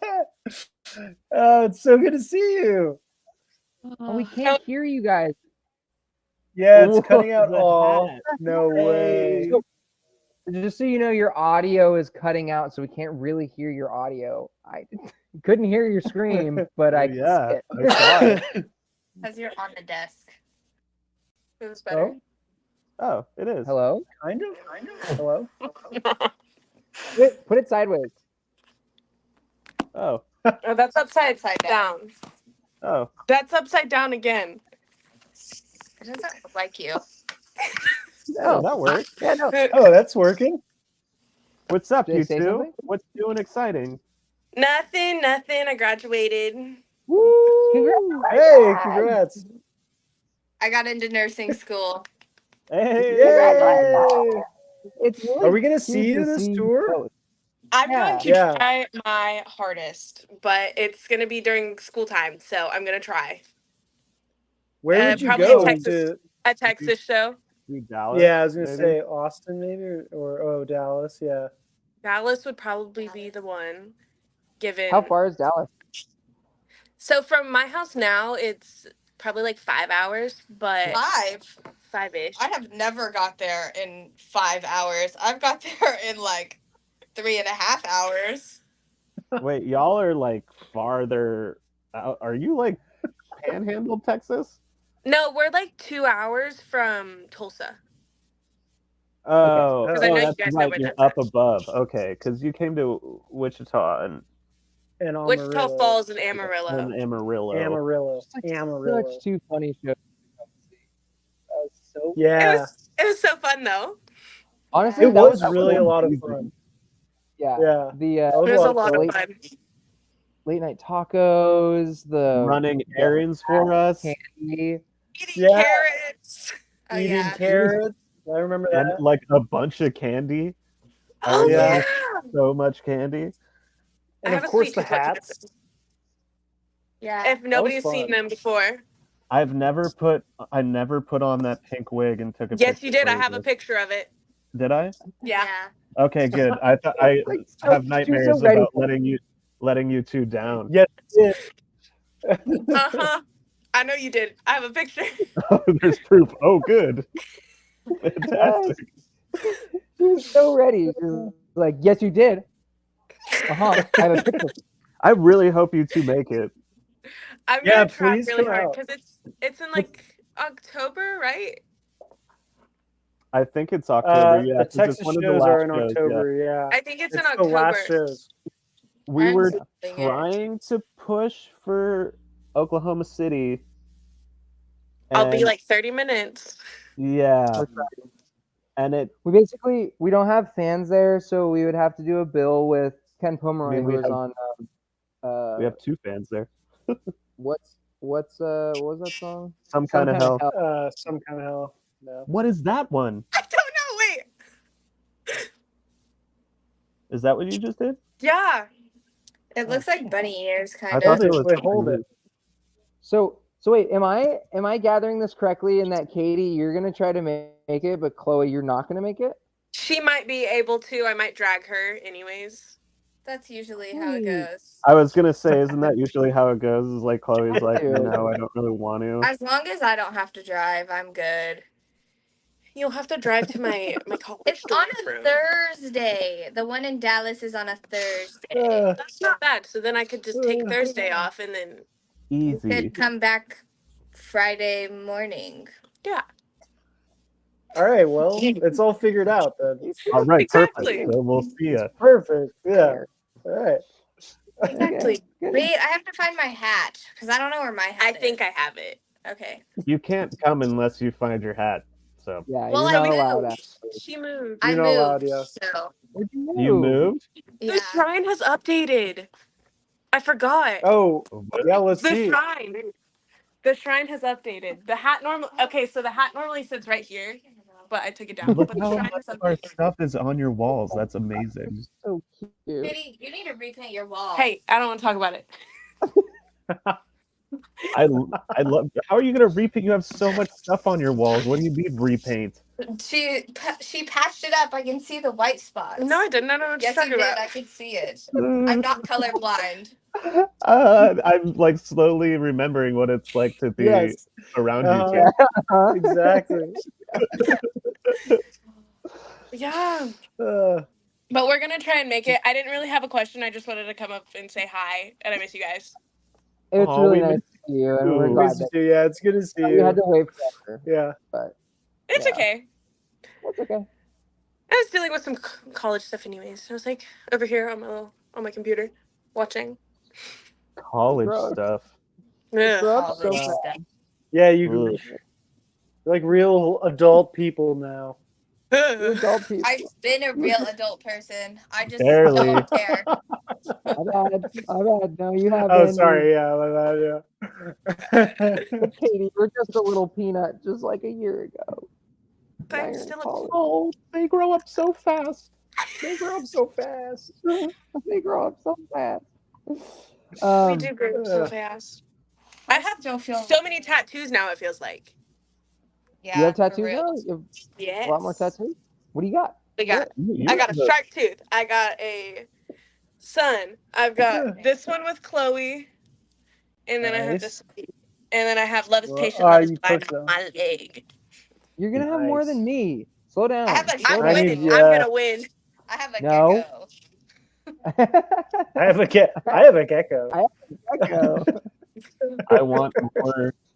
It's like becomes a sort of a problem, like an addiction once you get the first one, and it's such an expensive habit. I love it so much. Okay. Okay. You guys, We it was sh- we gotta wonderful to go. see you, It's- but we have to Yeah. go. We're gonna. We have to go. I It's been know. 3.5 hours. We better Okay. see you again. I will try my hardest. If not, are you guys doing one in Kansas City? I think I saw that. No, Missouri? No, It was some- Missouri, yes. We're gonna be That in St. might Louis. that's the other closest one. I lost it. Okay, well, we'll see you So there. one of the two. One of the two. All right. Keep us posted, and if there's anything that we can do to help out for any reason to help you get there, let us know because we would love Will to see do. you. Will do. All right, Bye, guys. guys. You Bye. guys. Bye, Good you seeing guys. both of you. Good seeing both Bye. of you. Bye. Bye. Okay, Okay. you lovely, lovely Thank you, Rugrats. everyone. It has been a joy. We laughed, we cried, we talked at length about the record and pre-orders. One more time, our pre-orders, our records themselves, selling physical copies, and our hidership membouts are. This is what happens if you let me go on this long. Our hideout memberships pay for us to be able to keep making music. We really appreciate you picking up even stickers from the store to help us fund actually purchasing the physical records. That's what we do pre-orders for. We love you. Thank you so much. Thank you for accepting me in all of my messy squalor and glory and recent changes. Thank you for accepting them for just existing as they already did.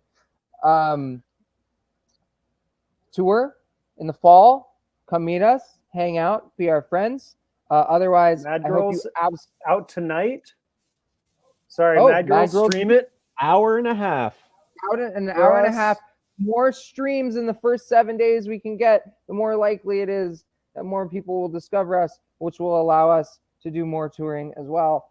Put it to on come and see repeat. you in some of the smaller cities that we can't make it out to. That's it. Love you. Thank you. Thank you Till so we much. dead. I'm gonna go eat some chicken. Yeah, I'm starving. Me too. Love you guys. I'm gonna go eat some chicken. Over and now. out. Happiness is easy. God, it's tough. Can we try it one more time? Can we try it one more time? Yeah. Okay. Sure. Yeah. Go ahead. Go ahead. Oh. Happiness. No, it's not. I can't. I kind of just want to end it right now. Happiness is. I think you should. End it.